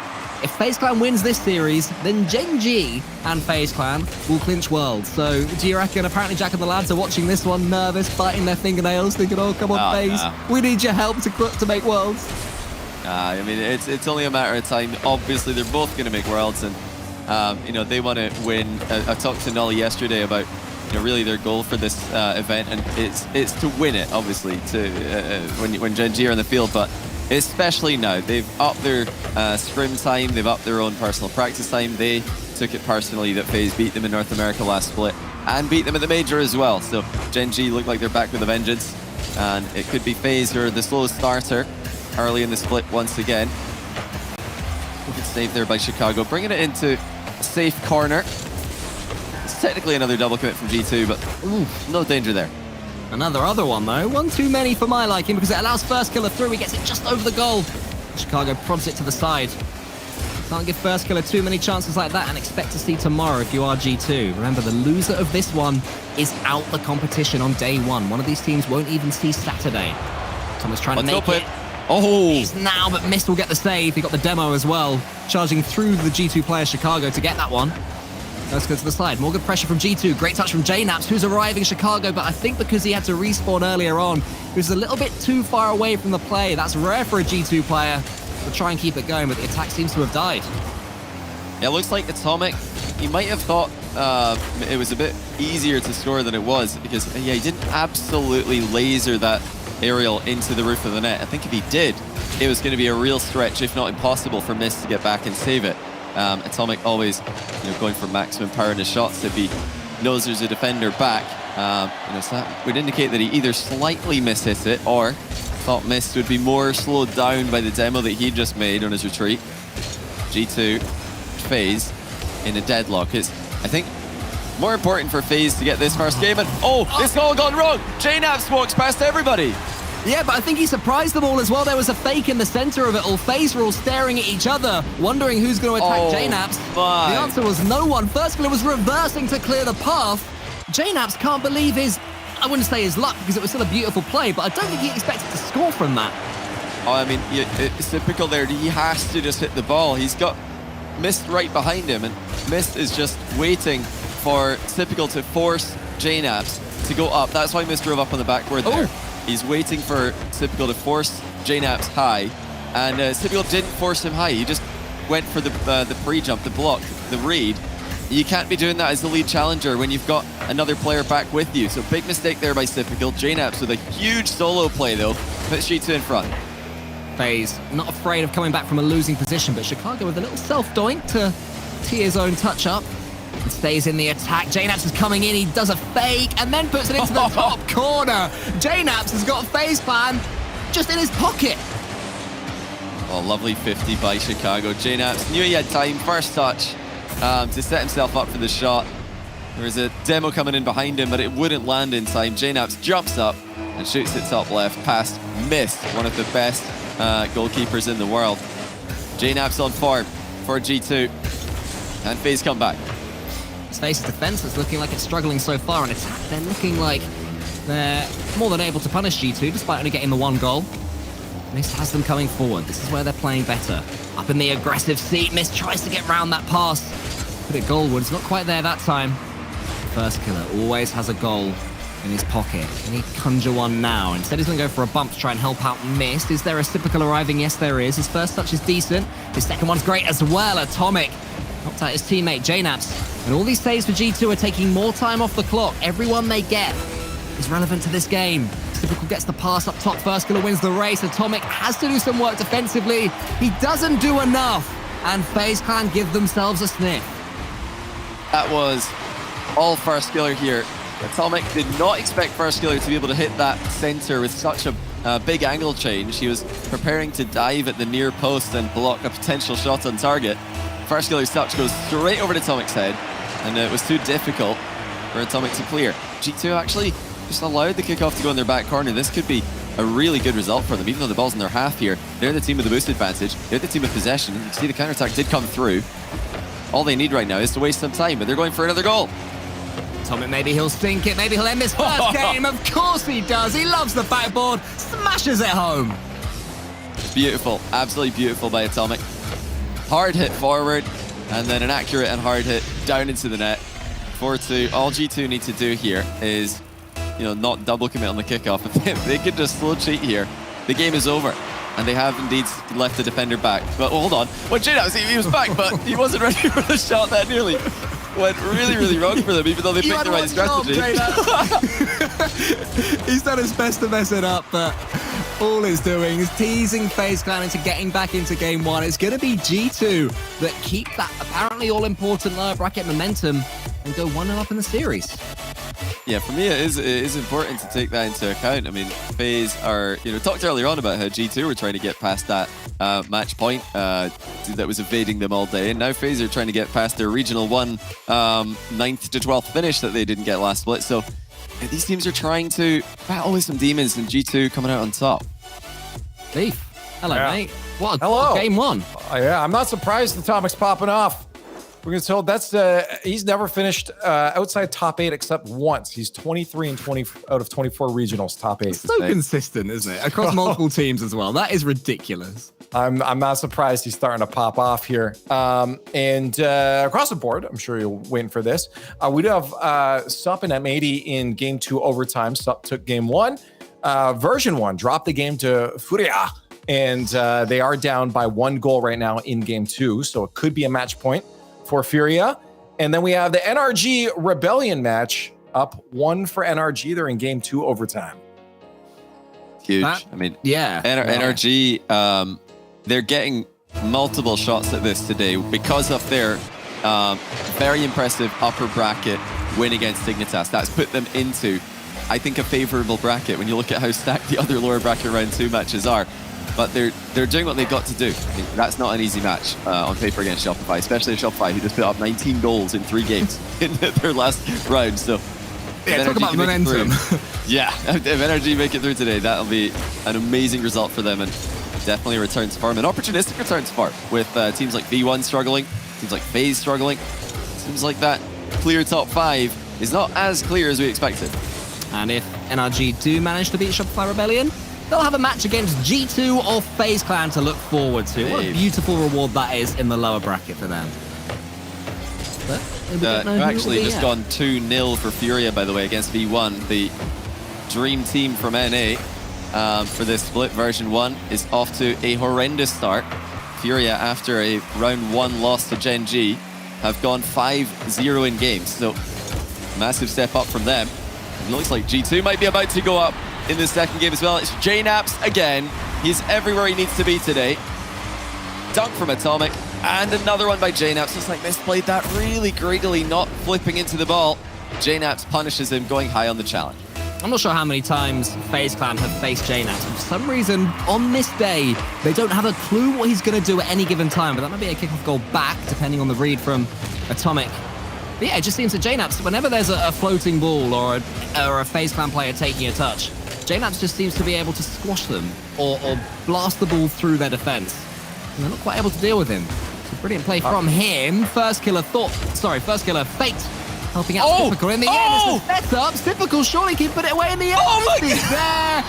The second or third bite of the cherry. Doesn't matter which it was. FaZe score. Atomic panic flips. And then the ball comes across the box again. Chicago is too far forward in the net. G2 with a pretty shambolic defensive display there, but FaZe will definitely feel like they deserved that one after multiple misses from G2. Johnny, I've got some good news. I know you were a little bit worried that FaZe and Gen.G weren't going to make Worlds. Apparently, if Furia managed to beat version 1, FaZe and Gen.G do make Worlds. So you can stop clutching your pearls, all right? You can calm down, mate. It's all good. It's a relief. They're going to make it. Their massive points advantage is going to be enough, but still very impressive. It shows how dominant those two teams have been this season, that they're going to be qualifying for the World Championship in the first day of the first regional in the spring split. I mean, that is outrageous. Oh, that's a demo landing now. Oh, what a pass! Oh my goodness, Atomic! Sets up Chicago for 2-1. Is utterly disgusting. Look at him. Oh, it wasn't quite a pre-jump. It was just a really, really early vertical jump, smashing the ball straight down. Chicago knew exactly what was happening the whole way, and it's 2-1 G2. I love it when G2 play like this, Johnny, when their passes connect, when they make the correct decisions in attack and don't just overcommit and give away goals. One of the more entertaining teams in Rocket League, but so a FaZe Clan first gonna tries to get the fake around J-Nuts. All three G2 players involved. Send the ball away. Desperation times for G2, though. Typical comes again. Mist is already up, and Chicago nips in front. Oh, what a demo. Chicago couldn't play the ball, but he sacrificed himself. First killer was going to have a free touch here. Chicago puts himself in the danger area, and he landed a bump on first killer at the exact same moment the game registered a demo in Chicago, and that left the net wide open for JNabs. Chicago, the hero of G2 there. You can't ask for more heroic play than that, sacrificing yourself. It puts G2 3-1 up against FaZe Clan. First, let's try to pre-jump Atomic this time, but Atomic wisely goes round him. I've seen a couple of times where First Killer has tried that, and G2 have just bypassed him at all costs. It's been really effective for them. Chicago's coming forward. First Killer gets the bump. It might save the goal, but Atomic in and out. He pushes it in. It's chaos, but it's 4-1 G2. Oh, that was almost heroic by First Killer. He actually bumped G2 away from being able to finish off that open net, but then he gets demoed, and the ball bounced onto the goal line. It was just not meant to be for FaZe. It's all going wrong. They're about to be on a 5-game losing streak. If you combine their upper bracket loss to Space Station with this loss to G2, G2 are back. They had a brief hiccup there in the tournament. Both FaZe and G2 sent to the lower bracket by reverse sweeps. It looks like G2 have just recovered from theirs, and FaZe have yet to do so. I made the huge mistake of questioning Johnny Boy when he said that G2 were gonna ride this momentum. Silly old me, maybe. Wow. But FaZe Clan have still got time here. First Killer in the corner. Mist is there waiting. Maybe he'll get there this time. No, it's more heroics from JNabs. Typical has to head back, trudge home. Come again, he's got no boost though. Where's it all gone for FaZe? G2 stealing it all, suppressing FaZe. First Killer, he's got something to play with finally. Goes over the top of Chicago, Atomic waiting for it. It's so telegraphed. G2 are already back. Their balance, Johnny, has been perfect in Game 2. And a lot of chances here for FaZe to create something. They're not really getting any clear-cut opportunities. This is too easy for G2 to handle. I would love, and I know you're all going to think, oh, it's just Johnny talking about air dribble bumps again, but listen, First Killer's air dribble bump passes at the Winter Major were inspirational, and I want to see more of that from him. I want to see more of that from FaZe. It's another comedy of errors for G2, and they are actually going to let FaZe come back into this game. I'm just gonna let's just watch and enjoy. The chaos factor finally falls on JNabs. It's been building him up the whole time, this whole game, but letting down there. Typical could make this really seriously worrying for G2. The kickoff's good for them. Atomic steams in. JNabs waiting to the right side. Wants to get this ball. Atomic find him. He's past Mist. Can't quite get past First Killer though. JNabs has bypassed. First Killer's up against Chicago. Definitely got these in his locker as First Killer all day long. In that situation, you know he's going to nail it. It's just too difficult to defend against First Killer 1v1. Immediate flip after the reset to put the ball directly above Chicago's head. They're within one. Do FaZe have any sneaky plans to put G2 under pressure early? G2 last time they went for a back corner kickoff to try and kill some time. It looks like they did it again. FaZe were not able to stop it. And it is going to be G2. Comfortable in the midfield. Double demo landed a defense though. That leaves Chicago as a very, very distant third. Briefly there. Still time. FaZe taking their time with this attack. They're trying to build this slowly. They're running out of time, Cole. Just want to get this ball away to G2. Any means necessary. First killer is going to get a clean touch. Wait, going to what? send it straight to goal. Chicago just squeezes it on his own back line. It's typical with first killer, trying to clear the path. Chicago hopes this is the end of the game, and he hopes correctly. G2 Esports survive, go 2-0 up in the series. It's not the only 2-0 that's about to, I think, turn into a 3-0 lead. Have we got a confirmation of the V1 Furia score? Keep stalling for about 3 more seconds. 3, and then 2, okay, yeah, 1. you're good. Now we've got confirmation. the ball was still in the air. What's happening, Lee? You're killing me. Furia has won, Johnny. and people are clinched. They've swept them. They've swept them 3-0. Oh my goodness. Oh my! So V1 out on day 1. And usually day 1 is V1's strongest day historically. There, you know, especially at majors, but that's a 3-0 loss for V1 against Complexity and a 3-0 loss against Furia. That's a disaster. That's a tough draw. Furia play up to their form, and Complexity continue to, you know, produce what they've done all season. That's a really, really tough draw, but that's still a surprise. That's incredible. I can't believe V1 are out 3-0, 3-0. They're also Furia are also going to face either SUP or N80. So Furia have definitely got legs in this lower bracket. Massive for them in the context of the season. That is potentially SUP. They just hit match point. They're up 2-1 against M80. And sorry, there was a mistake before. NRG's overlay was incorrect. Blaming the overlay. You're joking. I jinxed it by calling them having a win. They're actually down 1 over. NRG. You cannot do it out of all of the fan bases to accidentally call a win for it. You can't do that to NRG with the season they're having. Shopify have got a win against NRG. Oh no. That's classic NRG. They're thinking, if we change our overlay, maybe no one will notice. And credit to them, they got lead, but the admins didn't fall for it. Oh, I don't believe it. Well, I mean, Shopify, they've been touted as a really scary team in scrims. So it's not completely crazy to hear that they're winning against NRG. If what all of the pros have told us about their scrim form is to be taken as true, which I no doubt it is. Oh my goodness. Wait a second. Oh my word, Atomic! The sidewall double catches all of FaZe Clan by surprise. Out of absolutely nothing, took us all by surprise as well. We were jabbering on about Shopify Rebellion. Suddenly, Atomic pulls out the goal of the series so far, the angle of the game for sure. FaZe Clan, Johnny, for all the talk we've been doing, are on the cusp of going out on day 1, repeating what happened at the start of winter and leaving us before Saturday. Yeah, we always talk about how hard Rocket League is to predict, but who had FaZe and V1 losing 6 straight games to go out on day 1? I'd be surprised if anyone had that in their predictions coming into this. Lovely recovery there by Atomic to help JNaps out. You know, G2 actually, they had some howlers that they conceded. 2 really, really weird goals that they conceded in the last game, and they still won it. So it's absolutely their series to lose at this point. They are the team who are running the show. FaZe do not look like they've got the same firepower as G2 today. And other than those slightly awkward moments, G2 still seem completely in control of the situation. They're not panicking, not rushing at the ball. The double commits they had in game 1 have stopped. They've got some defending to do here. And maybe that one comes awkwardly off the post for G2. FaZe force it home, and that might just give them the spring they need. Oh, what control by Mist. He had to get multiple touches there mid-air after faking the reset to dunk on Chicago, and he did so just on the right side of the post. If he, you know, had a weaker 50 there, that would have been safe in the corner. Mist brings FaZe back into it. He's in a bit of trouble here though. Oh, never mind. Mist just dodges all the bumps, makes a key save for FaZe.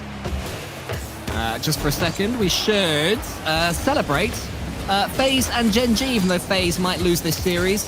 They have made worlds, so gold claps all around, and they've scored as well. First killer, what a great 3 seconds that was for him. First he makes worlds, then he scores a pretty nice goal. It's another little bit of an awkward position for G2. You know, they've had these moments today where they just don't look comfortable in defense. Chicago there making a little, reversing maneuver in defense. But FaZe are there to score anytime G2 are awkward on the goal line.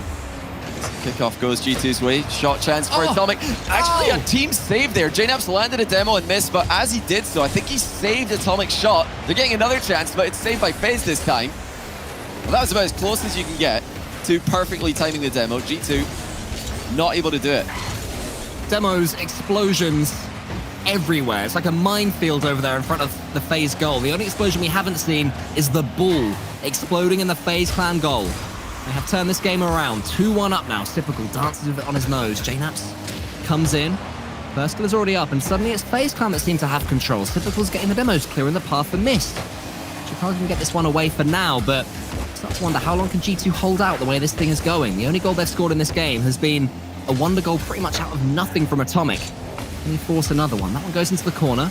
This puts it center. JNaps thinks about going for this one up against Typical, decides wisely not to, but first killer is allowed in. JNaps got the save in the end. Chicago with a good catch. Atomic's to his right. Wants to get past Mist. Not able to on that occasion. JNaps doesn't win that race. G2, though, at least have a bit more of a foothold and some control of the ball, because it was starting to turn into a all FaZe clan show. Well, this is where FaZe starts to look unplayable. Whenever they're up by 1 in any game, it looks like they may as well be up by 3. I mean, they just look so comfortable defending any lead. It's what they've been doing all season long. And once again, look at what they do. They're up by 1. They just spread out so much on the field. And they're not putting a ton of pressure on G2 right now, but they're not making life difficult for each other either. That's, I think, what FaZe do so well. So you rarely see a position where any of them are confused about what their team is doing. Hold on a second. Oh, that was somewhat open, but JNaps snipes the bar. Now, I say open, I don't mean the whole goal, but it looks like if the accuracy was there for JNaps, that would have been almost impossible to save. Just for a second, FaZe was slightly stretched. Typical did his best to cover as much of the goal as he could to make the shot difficult. And I think that was enough to put the G2 player off. Chicago, though, sends it long. JNaps. Second touch, not able to do so. Typical clears it. And now Missed a wonderful touch as well. Over the top. First killer follows it up. The boomer ball ends with that first killer shot. Now Chicago with a snapshot. Missed. He's up. Which player is going to be the first to take control of this situation? It's Chicago. He gets it back to JNaps. Missed. Charges it down. Chicago's turn again. Atomic's in the center. Chicago hits it slightly behind Atomic. He has to get round this one. He can't towards JNaps. And G2 do get their equalizer. Well, FaZe are lining up to make saves. They're lining up to intercept. But they did not expect Atomic to pass midfield there. They're all expecting a shot. But selfless Atomic, the assist machine, finds another teammate waiting in the middle. G2 still on for the sweep win. We've had some late drama in this series so far. Exciting ends to games. This is going to be the best one yet. JNaps is going to take this shot. Whoa! It's just over the top. It hits the crossbar. FaZe on thin ice. Here's Atomic again. What a game he's had. Him and first killer combined. The ball pinches into the center where Chicago misses. Shouldn't do any harm because JNaps is already there. 7 seconds left. Will there be one more chance for either of these teams? There's a demo. That'll clear the path for Atomic. JNaps keeps it up. It's dangerous for FaZe. First killer has to really think about where he puts this ball, and he does so. We go to overtime. One goal could sink FaZe clan in this open. And it's going to be a win kickoff from G2 this time. They tried most of their kickoffs back left today, switching it up. Back left or back right. Looks like it has surprised FaZe clan, but a missed center ball by JNaps. It was by JNaps. That's a chance that they would have loved to get back, but now it's FaZe the other way. Typical in the air, looking for the double. It looks like his first touch went too far from him. Missed likewise. It's all about G2, really, I feel. Their defenses looked a bit shaky at times, but in attack they've been undeniable. Which is it going to be? FaZe always seem to have that about them, though. You'll think they're down and out and they've got no control, then suddenly, out of nothing, they'll get the mechanical play, they'll get the passing, the infield pass will be perfectly timed. G2 will be liking that miss though from Typical. It will lead the ball towards first killer. He doesn't really have the boost to do too much, although his 50-50 game is flawless as ever. Chicago takes him out in the end as a reward for his troubles, and there's a flip reset over the top of Typical. Mist is there. Nervy times right now in this game. You just sense that any second something exciting might be able to happen. Mist is already up there, getting that one to the side. G2 play it well though. Chicago puts it in a really complicated place. Reciprocal, and Atomic's coming in. Goes for the bump. JNaps is there. JNaps sinks FaZe. G2 take the sweep. Atomic sends it into the middle. He covers the pass actually really well by flying in front of the ball. And the low shot from JNaps catches the pre-jumps to FaZe. FaZe are out. They joined V1, eliminated on day one. They've just lost 6 straight games. Your Winter Major runners-up have just lost 6 consecutive games to lose in day one for the second split running in the opening event. And this, really was such an impressive performance from G2, first of all. If they were inconsistent earlier on today, it looks like that Game 5 win against Koi completely settled them down. They said, okay, we can do this. We can actually cross the finish line. And it wasn't just about crossing the finish line. It was about getting there miles ahead of FaZe today. G2 were in a completely different race, and they just made FaZe look extremely normal. That was pretty much the supreme G2 performance, Lee. That was everything that we love about this team. 3-0 though. I mean, I know you were fully on Team G2, but surely not even you expected a 3-0. No, I mean, I don't think I've ever betted against them either. But that was shocking, surprising to say the least. I think they're the best team in NA now. Really. Well, cool it down. Hold on. Gen.G. I love to know that Gen.G and FaZe have made worlds, all right? So show them some respect. Yeah, and that's the thing right now is FaZe. I mean, at least this obviously sucks for them, but consolation, at least they've made worlds at this point. I mean, that's still a massive accomplishment, a little bit of a sigh of relief, I suppose, for them, despite this loss. For me, I think it's very interesting for a couple of reasons. Second split run in, FaZe have lost in the second round, of the playoff bracket in the opening regional. Will they be able to rebound from that for the second split in a row? Because it's very difficult, this split. You've got to do it in double elimination instead of the more standard formats, the more forgiving formats that we had before now. Actually see Energy have just equalized in Game 3 against Rebellion. That series is completely tied. I think FaZe can bounce back, but what I'm more worried about for them is that if teams like G2, teams like Complexity, teams like Gen.G, even Furia, in the form that they've shown today, if they can go into series against FaZe with confidence and just, truly believe that they've got a chance to score and win against a team who have just looked unstoppable at times in NA, then I am worried for FaZe, because I think their style, it invites teams to attack them. And I've never really thought that's for me, the way to play Rocket League. I think FaZe play Rocket League in hard mode, and it really shows how good they are at just not panicking and how good they are at defending. But yeah, it invites teams to attack them, and when the attacking team plays as well as G2 just did, I think you're just going to lose some series here and there. So I'm super interested to see if FaZe can bounce back again. I think they can. I think there's still a lot for the major. Tough draw today with G2, but G2, that's a step up from them as well. Really, really impressive stuff. And I just want to let some people know what they're looking at here. We've got a Game 5, SUP in M80. The winner of that will be going to face off against Furia, who is the hero of Gen.G and FaZe today, helping them clinch their world spots. But either SUP or M80, they're focused on this match right now. 1-up for SUP at the moment. Cole, who's going to win it? Miss, and Line Blaze escapes. The support system looks fantastic, though, for SUP. Money and Expert not moving up at the same time, but rather one after the other, and very close. Ajax sitting back. Again, talk about the comfort level for SUP. That's where Ajax wants to be. Not necessarily super keen to jump into the top line, but ready and waiting as soon as it calls into question for him to deliver. Now, a beautiful pass forward. A nice clear out. Expert gets more space. This goal lead gets less time on the clock to be equalized by M80. A gorgeous flick opportunity there for SUP. They just can't get past this defense. Maybe this will dump up the pass good there. Money strikes, baiting the defense out, making them leave the goal line again and again. And M80 looking under-resourced again on defense. SUP have done a critical damaging opportunity to take the boost, each container, and make M80 suffer. But Percy has just enough for that climb in the midfield. Money now, solo play opportunity. There's a reset, off the crossbar and almost in. Expert double tap is gonna be a miss, and Sup leave a gorgeous opportunity to miss. And the best thing for Sup going for them is that they're not immediately under a huge amount of pressure from M80. They've struggled to find the transition on their own, and Ajax hasn't had to do a whole lot of work in this specific instance. But here is where M80 could really try and snowball something if they get back to that dominant midfield pressure we saw from them earlier on in this series. Not so much the case this time around. There's been a couple of awkward misses from Sup, but they haven't immediately been answered by M80 themselves. Big boomer ball going back and forth across that midfield line. Expert to collect, second touch, top corner, no resistance. Sup closer to top 8.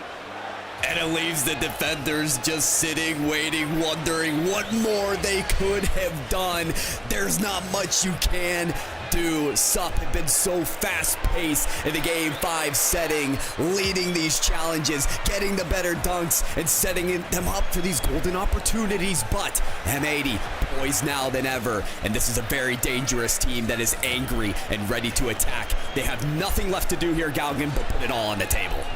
They've got to get something going for themselves. Sup just have to hold the line at this point in time. It's at the back wall. Powerful shot. 30 seconds to play. Percy making something happen out of the corner, but it doesn't come to much as Kinsey and Lionblaze both die to follow up the sequence. Percy now takes to the skies off the ceiling, looking for a worldly of a shot, but it's challenged early. Lionblaze up quickly. It's sent to the far side, but every single chance gets cleared just as quickly. Sup can feel it coming. The goal differential higher than 1, and that can only mean one thing. Top 8 inbound for Sup. Money, Expert, Ajax. They've done it. Not many people thought they could, but after taking down G2 and an unfortunate loss to Optic, top 8 secured for Sup in the spring.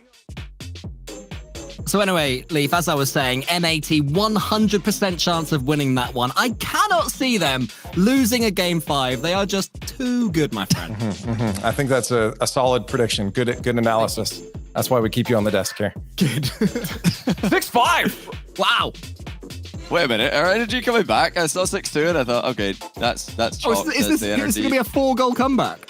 Yeah, they were dead 6-2, I believe. So I mean, that could be like the real strategy here is Energy. It goes so far behind that it does become chalked, as they say, and then they can actually start playing well. Because at that point, as we know, they just start laughing and having a good time, and have fun. Meta for Energy is really the strongest meta. Always has been. Yeah, they definitely. And making robot noises, if it's anything like in Stockholm way back. Yeah. Remember Justin's little. I do, yeah. That was a highlight for me. Little popular robot character that we cannot name. Actually, sounds a bit like the music there as well. Very good save. Come on, Angie, one more goal. The people need it. Here we go. Oh, Justin. Oh. I'm so sad that they're probably not going to do this. All these opportunities. Wait. Oh, that's such a bad shot. Oh, that I know. They've had a few. Oh, dear. Oh, dear. This is I'm still here. This is why I ignored you, Leaf. No, this is not why you ignored me. Yeah. I just do this on a regular basis. I noticed this. You've turned into an orange triangle. That's my job to be the orange one. You should try it. It's really fun. This is fun while we wait here. A little stat from Direct. Game 3 versus FaZe was Atomic's 1,000th career regular season game played. Chicago hit 1,000 as well versus Koi, and JNaps hit it a while ago. So G2 has become the second team in RLCS history to have all 3 players over 1,000 games played, the other being NRG. Wow. I feel like what a historic match to do it, and it's not just like some, usually those kind of stats. I feel like the 1,000th win or 1,000th game is just like some random game in a qualifier, but no, it's beating FaZe, so that's really a good one to do. Memorable. I'm actually surprised that NRG have played so few games, because it seems like for the last 1,000 games we've been saying, are they back? Oh my goodness! Oh my goodness! Listen, if I said that, it would be over for my like DMs for the next like month. Like you guys better be on Cole for that as much as you would be on me. No, Cole's just sent your army on me, innocent. Johnny. He's fine. I think you're so nice that you can get away with saying things like that. It's because I giggle at the end, whereas you just look angry. A little hee hee. What do you mean? I don't look like it's just slander. I don't believe it. Johnny's just got more passion in his words. That's true. It's the Scottish delivery. Can they come back though? Is this? I mean, this really is a step up performance from either team. Because NRG this season, obviously historically, they're one of the greatest teams we've ever seen. But this season, they're middle of the pack. So that's exactly where Shopify are as well. One of them is about to get, a jump up. I mean, NRG have been kind of like just on the outside looking into those teams at the major thinking, well, that looks fun. That's probably a little bit nostalgic when they see teams having fun at the major thinking that used to be me. Maybe it will be them again. This split, if they can pull themselves together here. But yeah, two very different teams historically who are currently very close in the power rankings. That's a close game as well between them. I mean, I'm still disappointed that the scoreboard lied to us earlier. I don't know what to trust anymore between Rebellion and NRG. This is now correct, although it is hard to see that lime green. It is 2-1 for Shopify Rebellion. They are on match point, facing elimination as NRG. Rebellion have scored a lot of goals as well. I mean, a lot of goals. The fact that they brought momentum in the 10-goal game, but when you're feeling that free and scoring that many goals against great opposition, it must carry over into the next series where you're thinking, oh wow, yeah, I'm really hot today. I'm really feeling it. The passes are working, and that seems to be the case right now. I mean, they got 6 against NRG just now. I imagine that Rebellion will be today's highest scorers, no matter what happens. Yeah. They are also right now. They're apparently in great form. We've been hearing it all season from people like apparently Jack and Nolly saying that Rebellion are a team who are really impressive in practice and a team that they rate very highly and they think are dark horse not just to make a little lower bracket run one time but to make major. They are always putting them into that discussion. So we have to take that seriously. Everybody does take this team seriously. Everybody knows 2Piece is touted as like the next up by a lot of people in North America, like the next Chronic, who's just going to go straight from a bubble team into a major winning team. But right now he's sticking with Rebellion. He believes in this squad. Memory, often called one of the most underrated players in North America. And Parth, I've seen some play from him recently. He looks like he's in his peak form. So this isn't even an embarrassing loss for NRG, given just how underrated this team is, and they're all over them. Again, it's 1-0. Yeah, this is I think the collective, I don't even know if there's any breath left, but I was gonna say a collective sigh of the NRG fans was just heard as I see yet again. They've got a chance here. Sure, but I believe in the NRG. No matter what I say, Leaf, I always believe in the NRG. So who do you think's gonna win this? Shopify Rebellion. It's okay. Yeah, I don't want you to answer me anymore. Let's go to a listen in. I've had enough of you. And now it's just NRG in their way. They've already got the goal ahead. They just need to hold the line for 1:40. Might as well get another goal while you can. Memory with a great pass over to 2Piece, but denied by Gen.G. The follow-up from Memory. There's the angle, goes into the back of the net. 2-0 now, 1:33 on the clock, and we're looking to take down NRG for the first time as a historically amazing goal here from Memory. Man, that's what I'm talking about. Memory able to find it in off the assist from 2Piece. Shopify Rebellion with the 2-0 advantage. NRG, they're starting to crumble. They've only got 90 seconds left to make some magic happen. It's 90 seconds in a dream for NRG, but we're ready to shatter those dreams right here and now. Feeling like Freddy on the pitch. We're up 2-0. Let's try to shut them out. Might as well do it on the mainstream while we can, but again, we saw how close NRG were able to push the issue in the last game. We had 6-2, they brought it back within 1 to make it 6-5. It could have gone even further than that, but we got overzealous. That's what we got to be careful about here on the defensive end. We still have a minute remaining, still plenty of time for goals to be scored by NRG. They got plenty of those in the past. But this is a low-scoring game. We're looking for our third two-piece. Just going to deny more presence of offense from NRG, making it difficult for them to break out their side with the counterattack. That's what we got to worry about here, Rome. Yes, we've been buying so much time, but as you stated, the counterattack is where we've been susceptible very, very much in these series, in these games. Almost able to find the third goal is going to be the Rebellion, but no, NRG trying to strike back one more time. They need the setup, and it's got to happen quickly, and this might just be it right there. Beautiful. And that is it, as Garrett able to send that one into the back of the net. 30 seconds remaining. Will Shopify hold on, or will NRG clutch it up? That was a beautiful play by Gen.G, able to just get the flick and put it through, tried to bait out the defense, but he didn't even need to go for the style points, just had the angle, and we didn't have the read defensively. But as you mentioned it, 30 seconds for us for the first time as a organization to take down NRG in RLCS. We haven't done it this season. There's been 2 chances, and we lost in a 3-1 fashion every time after beating the first game. Now we've gotten that second game against them. We just need to overcome this last hurdle, these last 10 seconds, this last opportunity for NRG to try and tie things up for an OT, Rome. It's going to be all now or never for NRG. We've got the opportunity. Everything's in our grasp. Just need to put it down, and we're going to be able to. That's NRG. We'll see you later.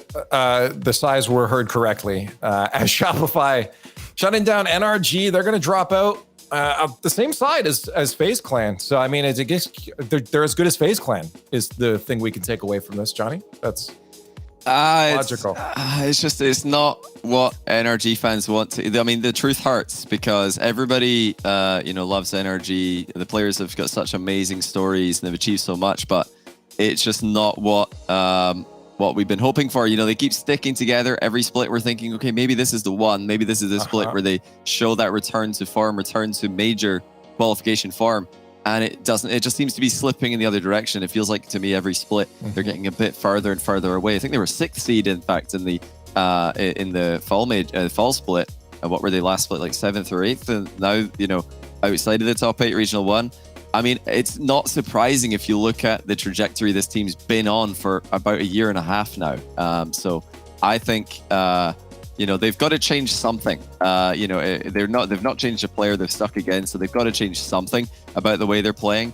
But that being said, Shopify, they've been called the next up team for a while by lots of pro players in NA. So NRG shouldn't be necessarily disappointed by that one result. It's just that they've got to get a little bit more life in them. That's 3-1, not what they wanted here, obviously.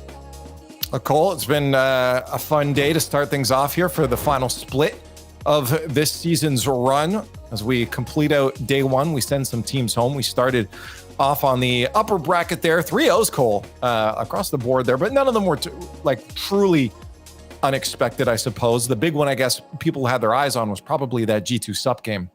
Yeah, in the first round, G2 losing to SUP getting reverse swept was a huge surprise. And then moving forwards, I think that Complexity beating version 1 3-0 stands out for me there. Not because Complexity wouldn't be expected to 3-0 anyone, but the fact that version 1 is so hyped, so new, and then they end up bombing out. They are out, as are FaZe Clan. Version 1 and FaZe Clan out. That is a high odds thing to have happened. That's crazy, isn't it? Absolutely ridiculous. I mean, I think most of us, myself included, had V1 and FaZe as favorites to make the major. But Furia have finally shown us the form that we know they're capable of by taking down V1. And clearly that shows how good Gen.G are playing today, that they beat Furia, who just swept V1. I think V1 can still bounce back, but the issue for them is Complexity look good, Furia look good, Gen.G look like Gen.G, G2 just beat FaZe. So there's already 4 teams there that look brilliant. Shopify just played a brilliant little lower bracket run as well.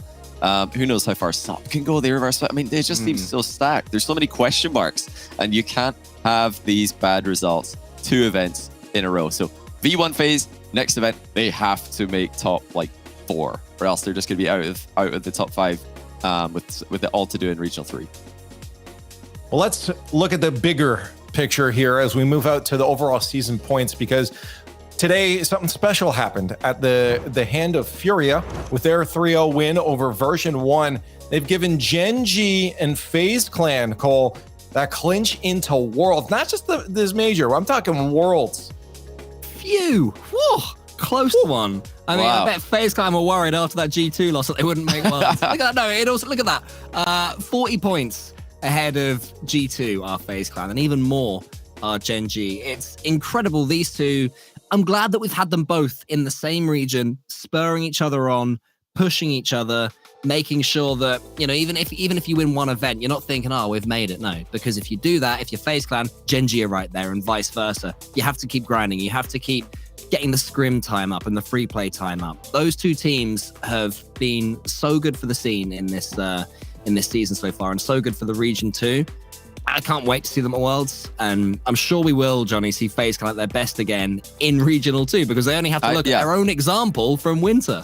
Yeah, I think so too. You know, I said, you know, FaZe and V1, they're both losing in the first day. They're both currently on track to make Worlds or Worlds wildcard, the two of them. But I'm much more confident in FaZe bouncing back next regional than I am V1, because V1 are a very unproven team in 3v3. Obviously, they've got talent and they've got potential, but they don't have a lot of time to put that all together. You know, do they? Yeah, 2 weeks from now, they've got to do it again, and they need to make a deep run. So that's really difficult for them. There's so many teams down there. You know, Furia below them, Space Station, Optic. They're coming for these world spots, and V1 better be careful. Of course, that was only day one of the Spring Split Open. We still have 2 more days to go. Speaking of tomorrow, this is where you guys are going to be able to look forward to. Across the board, a reminder that we're only going to showcase some of these, but we do move forward through our lower and upper quarterfinals there. And a lot more exciting days, but again, teams potentially to be eliminated. So, you know, I guess bring a box of tissues if you're not too confident about your team. I mean, you should show more support. Why are you guys so hard on your teams right now? Cheer everyone on. It's going to be a great day of Rocket League, and I can't wait to see you there. So let's end off today. Let's wrap it up. We can go to sleep, fast forward to tomorrow, and just consume more Rocket League. Any final thoughts now on our final split start here, guys? Johnny, if you want to start us off. Well, first thing I wanted to really quickly mention is that although we're finished today for North American action on the Rocket League channel, if you head over to Rocket League MENA, you can see Falcons against Onyx Ravens. That is a lower bracket match for Falcons as they look to bounce back from their earlier loss today. So yeah, we're finished here, but Rocket League around the world continues. I just want to shout out Optic Gaming. I feel like they've gone completely under the radar. We've not given them their dues. They have made it through to the upper bracket semifinals, defeating Koi, who we praise G2 for beating, and also beating SUP 3-0. So well done, Optic. You know, you're there as well. You're really knocking on that door of making it to World. So good job, guys. All you guys got to do is tune in tomorrow here at twitch.tv/Rocket League or whatever platform you're watching on. But all the matches right here. Kickoff is going to be at 1 p.m. I wrote 1 a.m. That would be terrible. Wow. 1 p.m. Eastern. Gamer hours. 1 p.m. Eastern. Pre-show is going to be at 12:30. So if you want to get a little bit of extra content in your life, make sure to show up a little bit early. But that's it for today. We're going to send it off, and we'll see you tomorrow.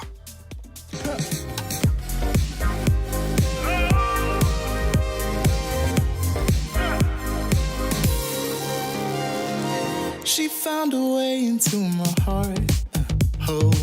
She don't make out, no, she make art.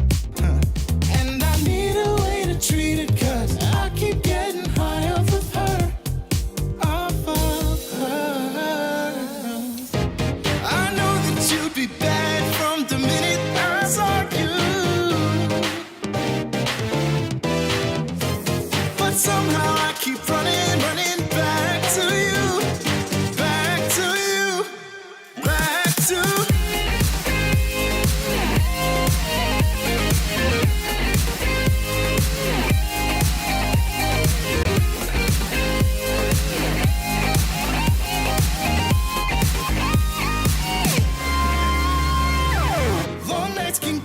Feeling lonely, hey.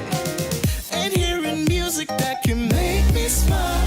But the way I feel with her cannot be explained. But one thing still remains on my mind. I know that you'd be bad from the minute I saw you. But somehow I keep running back to you. Back to you.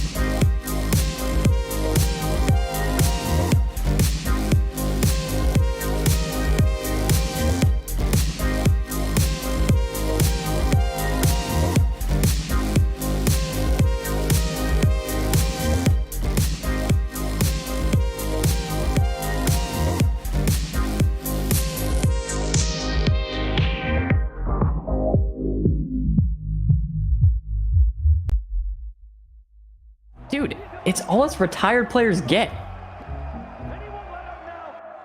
Can you believe we're here? Game 7, grand finals of the World Championship? Yeah, I mean, it's cool and all, but what about me? What about, like, everybody else? Everybody else? Yeah, like all the players looking to make it to the next level. Like, what if there was a tournament for them? Yeah, but who's gonna do that?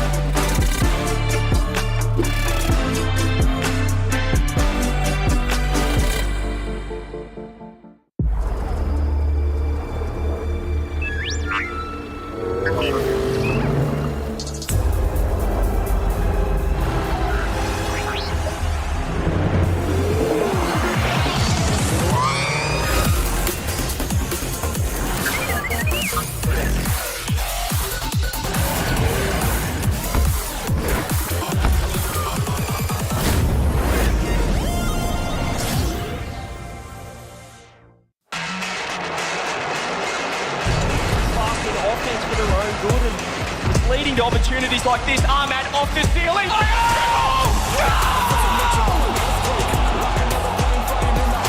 Ahmad with the 7 from heaven. I get higher, I never tire. I'm a chronic, I'm a nick. Can they get control of this? Pop back from a towel as he takes control. Are you kidding me? This is really happening. It's really happening. It actually happened. Fortune favors Liquid. This one flipped out. First killer. Does he have a flip? He's trying to use it. The pass down. It's unbelievable.